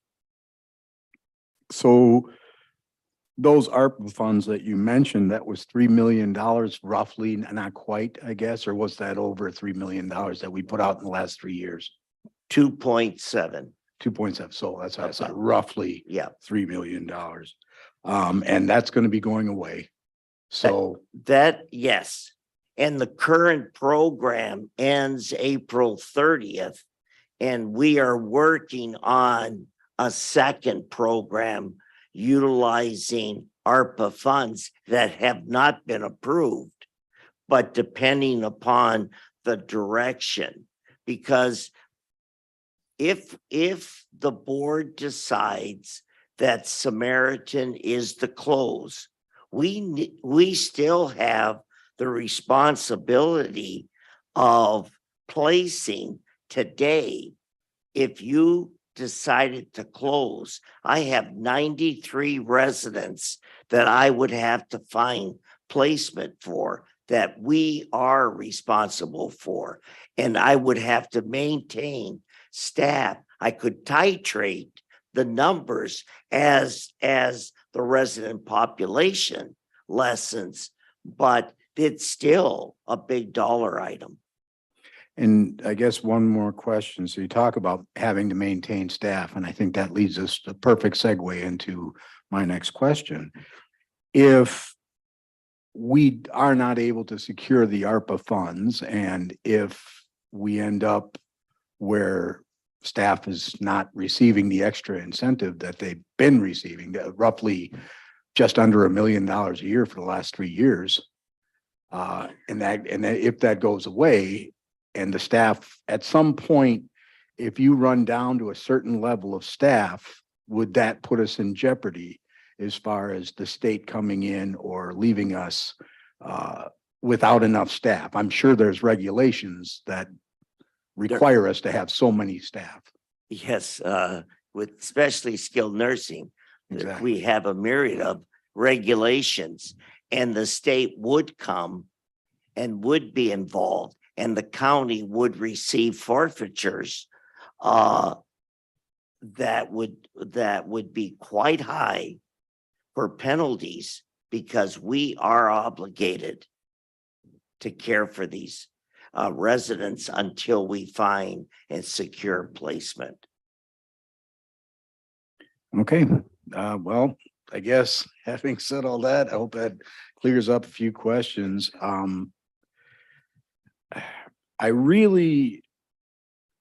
think I'm gonna hit the button as I hit it.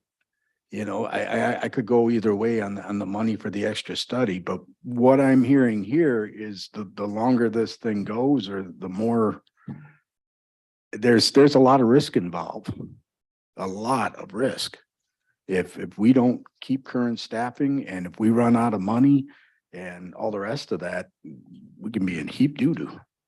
So I thank you, Matt. Supervisor Grath.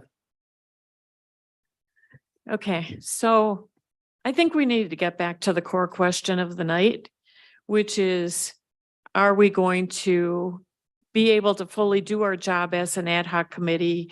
Or why did you ask us to do this in the first place?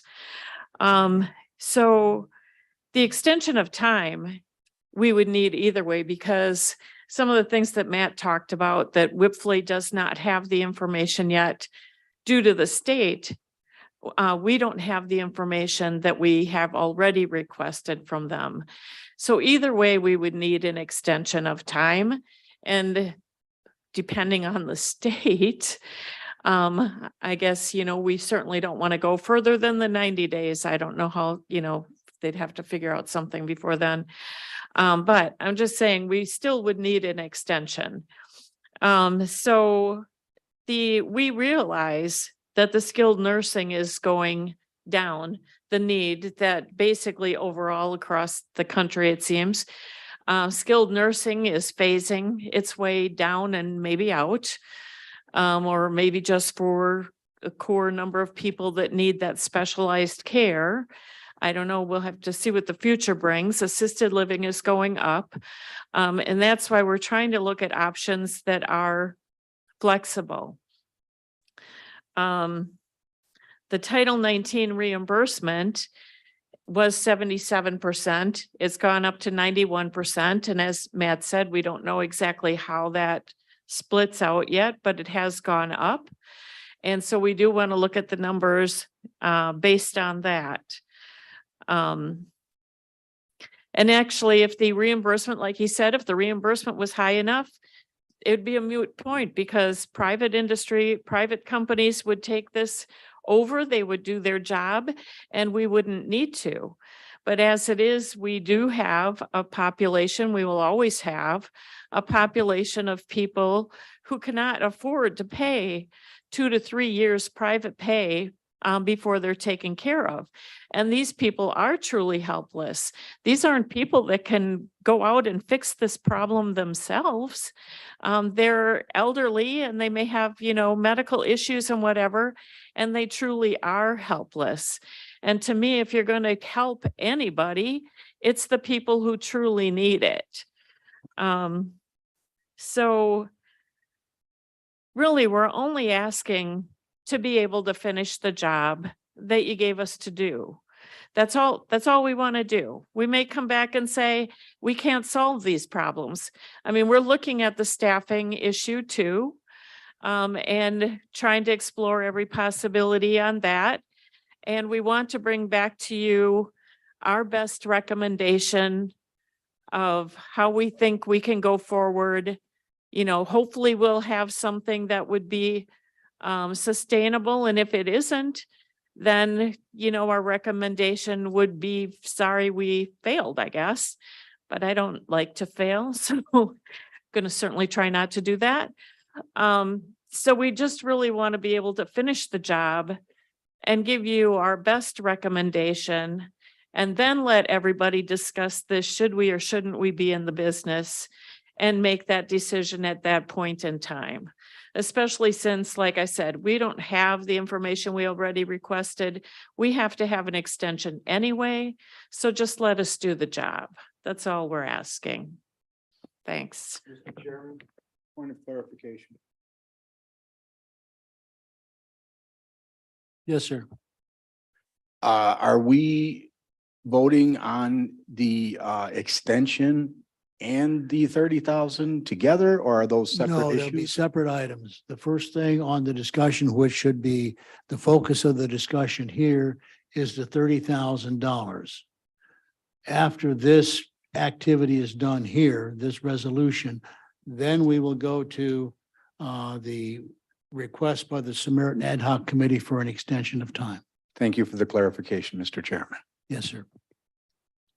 Supervisor Schulteis.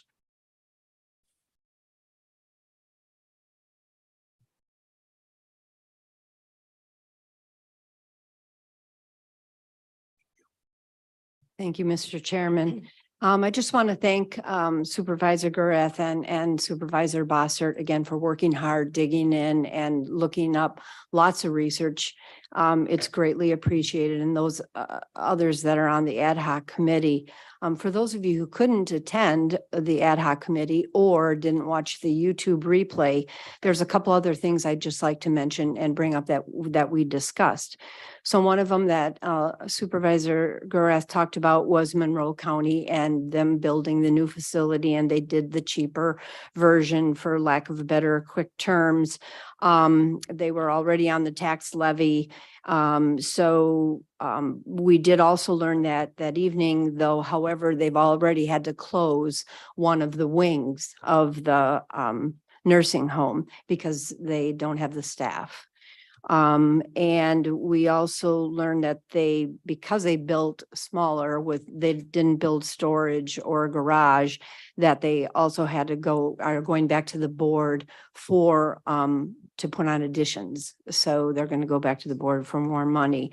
So because the wing closed, they have to go back to the board for more money because they don't have the reimbursements from their payer mix. So just something to think about as a big picture.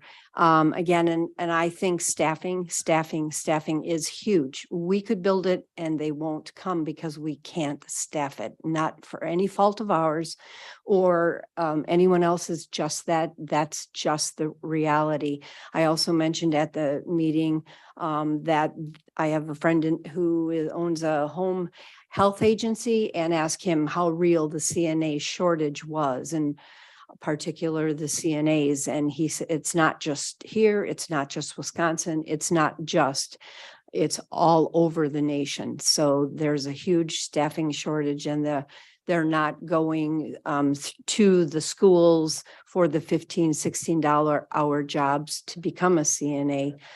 They're really short there too. So again, I just bring that as a big picture. So as we consider everything that's been discussed tonight, you have full disclosure. Thank you. Thank you. Supervisor Kruger Gundrum, please.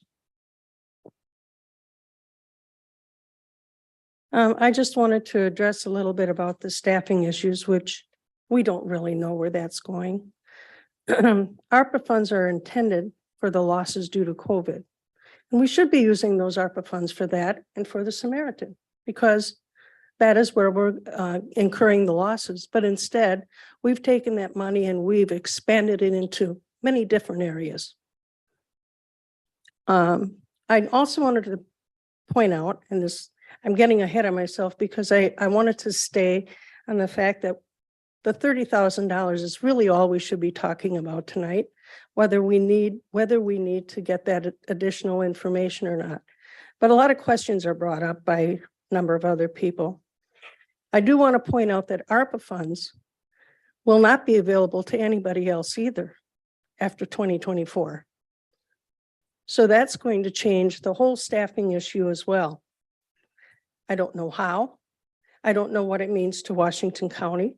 I would think that the county might be able to attract staff and might be in a better position than private. I don't know that for sure. That's why we need the $30,000. Again, I think we're trying to make the big decision tonight when we should only be focusing on $30,000 in a multi-million-dollar industry. Thank you. Are there any other comments or questions from the supervisors? If not, then we'll move to a vote. Sorry. Oh, I'm sorry. Mr. Schwab. Given the time constraints that we have, even if we issue an extension, which is not what we're discussing at this time, but given the length of time that a study will take, it sounds to me like we're already in dire straits starting in 2024. Is doing a study going to do us any good? By the time we could implement the results of a study would be 2-3 years. I with other supervisors am torn on the way to proceed with this issue, but by the same token, I'm wondering if it's a moot point entirely. Even if we proceed, even if we approve this, is it already too late?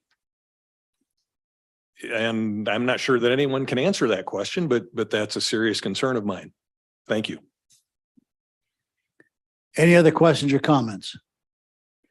If not, then we'll proceed with a vote, which will be done electronically.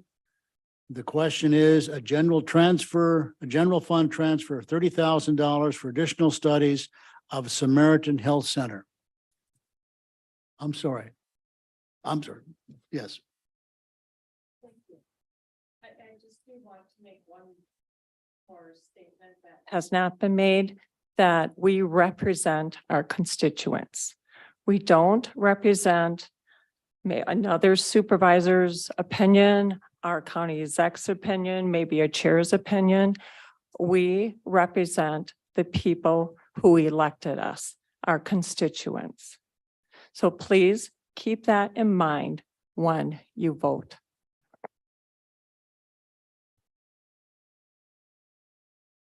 Now we'll proceed with the vote. Set to go. All right, again, yes or no, the general fund transfer of $30,000 for additional studies of Samaritan Health Center. Please go ahead and cast your vote.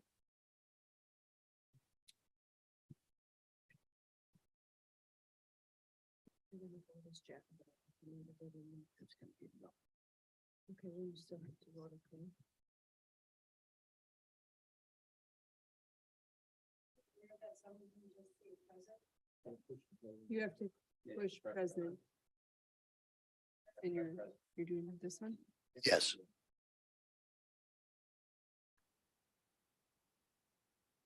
Thank you.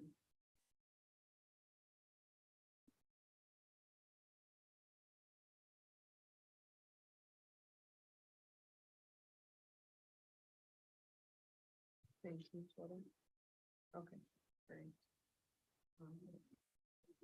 12 yeses and 7 noes. So it fails.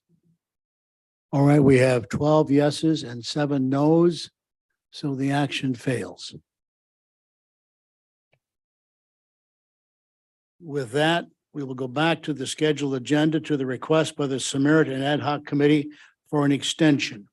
Now, a copy of the request for the committee is in the packet that was distributed to all. Supervisor Grath, did you want to make some comments?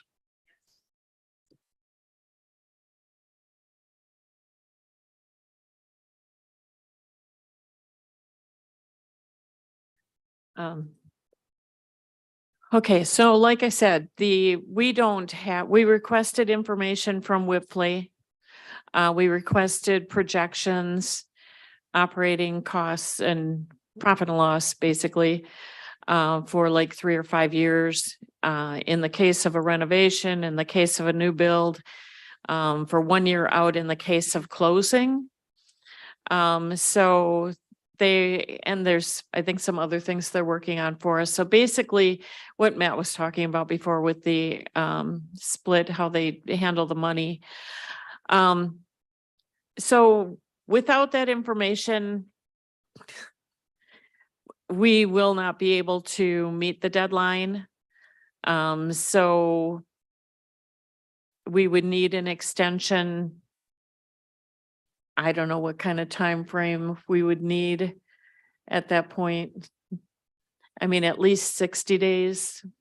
If you give us the whole 90, obviously, when we get the information, we would, take care of that meeting and proceed. We wouldn't wait. So it would be more of a not to exceed date if you give us the 90. If they can get us the information, we will complete our process. Thank you. Supervisor Garath, are you ready to make a motion with a defined date? Oh, make a motion? We need a motion before the floor to consider. Okay, I'd like to make a motion that we extend to the 3 months. So basically a deadline of April 30th. Second. Mr. Bossert seconds. Questions or comments from the supervisors?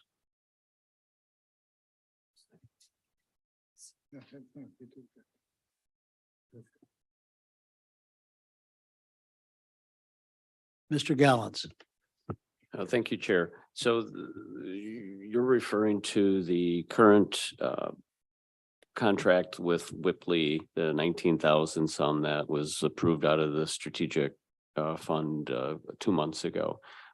When have they said they will give us the data back or the results?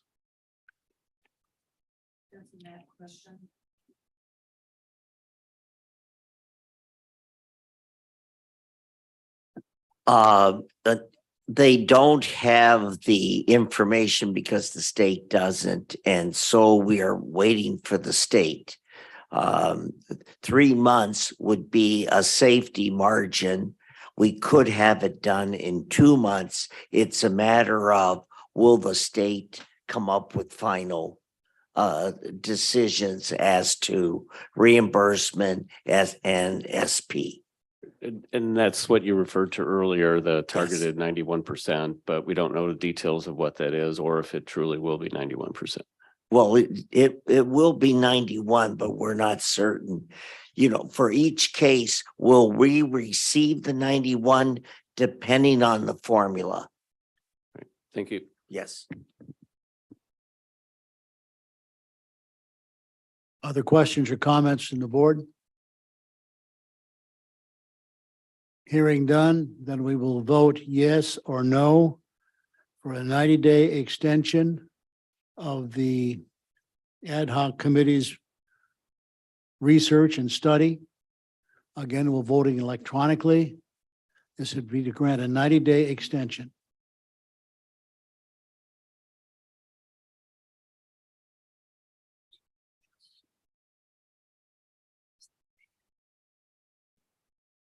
Okay.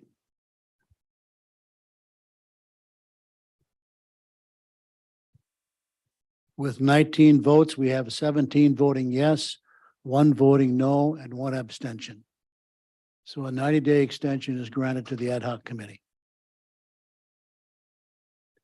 I want to thank everybody for the comments and discussion tonight. Obviously, as we've all said it to ourselves over the last few months, this is a heavy decision to make, and we're not there yet. But thank you for your inputs. With that, we want to move on to the other resolutions ahead of and facing the board tonight. The next one is resolution 51 rather, authorizing a relocation order for County Highway P I need a motion and a second for discussion. Mr. Samisik? Mr. Newman? Any questions or comments regarding this? Now, we have two resolutions here, very closely related, but just very slightly different. So this is Resolution 51. Questions or comments? Hearing none, then we'll vote for the acceptance of the authorizing a relocation order for County Highway P.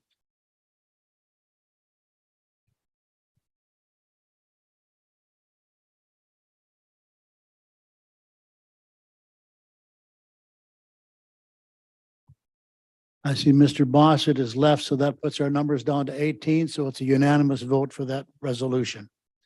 Resolution number 52, also related to County Highway P. I need a motion and a second, please. Mr. Vismalik? Mr. Shadran? Any comments or questions? Again, the information was all in your packets. Seeing no questions or comments coming up, we'll vote on this, please. Vote electronically.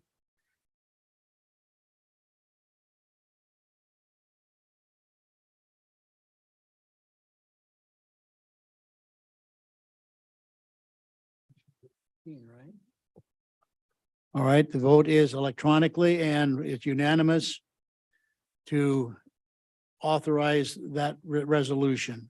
Resolution number 53 is a carryover of $300,000 from the 2022 budget into the 2023 budget to fund a 1% pay adjustment for employees in 2023. You need a motion and a second to bring this to the floor. Mr. Kelling? Mr. Gallitz? Any questions or discussion about this? Again, these are funds that were unused from the 22 budget with the intention of using this into 23. We're just saying, let's go ahead and do it. No questions or comments? Then let's go ahead and vote, please.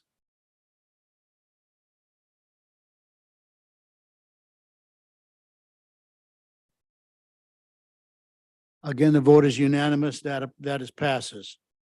Now we have tax deed sales resolutions. Now, we do require a vote on each of these individually. We're not allowed to group them together. So we're going to go with tax resolution 54, tax deed sale.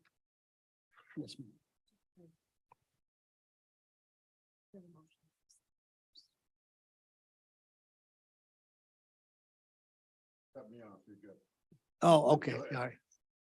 We need a motion and a second, please, for resolution number 54. Ms. Schulteis, Mr. Hartwig. Any questions or comments? Then we'll proceed to vote, please. I'm sorry, Mr. Gallantz. I just got to find you here. There we go. Thank you. This would apply to all of these. It stated that due to some changes, county can really only collect delinquent taxes, uncollected interest and penalties, and the county's costs for the sale. So I'm assuming that will reimburse us for any staff's costs or labor associated with that. So we're ensuring that we're not left holding the bag somewhere. Yes, that would be correct.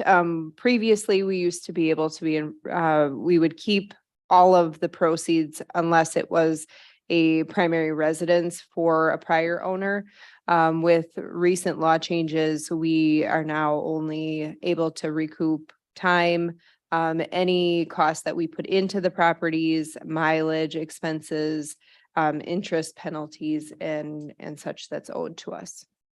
Presumably we found a method to capture all that time so that we're truly getting reimbursed the way we should. All right, thank you. Other questions or comments? If not, then we'll vote on resolution 54, tax deed sale. This has to do with the sale to Invest HVAC LLC.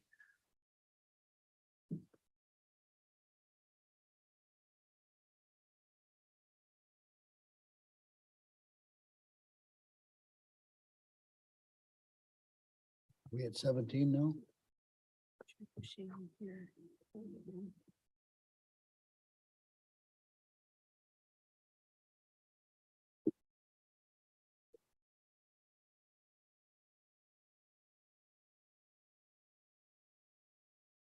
For some reason, my voting device is not functioning properly, but suffice it to say, I think yours is. I think somebody else needs to make sure that they have their vote cast. No, no, now we're good. all right, thank you. Passes unanimously. Tax resolution 55, I'm sorry, resolution 55, tax deed sale to Habitat for Humanity of Washington and Dodge counties.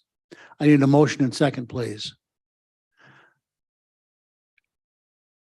Mr. Shadran and Mr. Schwab. Questions or comments? Seeing and hearing none, we will go ahead and vote.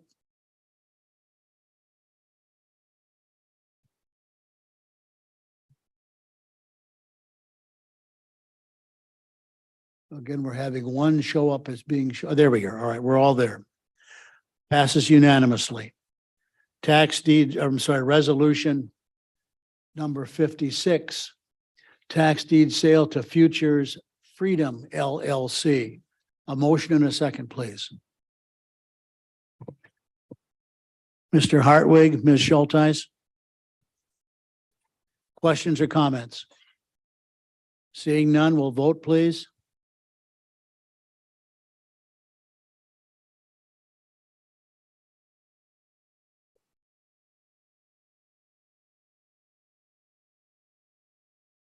Once again, we're missing one. Up there it is. All right, and the vote is done. All right, unanimous.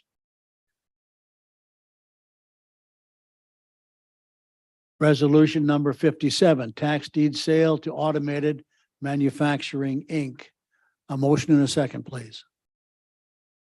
Mr. Galitz, Mr. Toma. Comments or questions? Go ahead and vote, please.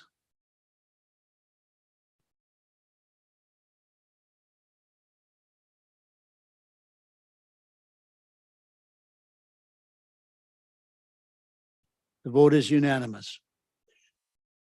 Resolution number 58, tax deed sale to H&H Real Estate Holdings LLC.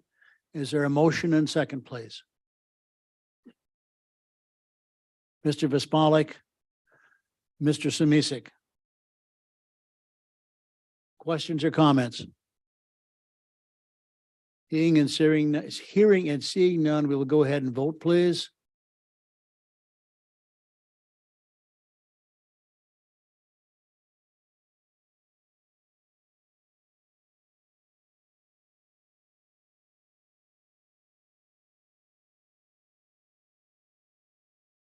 We're still short by someone's button is hanging up somewhere.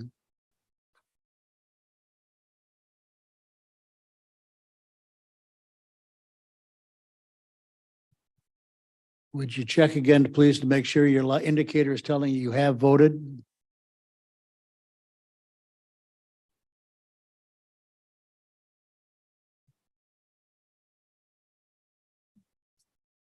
Pardon? Obviously, we got an error somewhere, but we have 17 with no other votes cast, so that resolution for that's tax deed passes. Our next meeting will be held on Tuesday, January 24th at 3 p.m. That's a special afternoon session. The special subject will be the anti-crime referendum and its future. At that point in time, we are adjourned.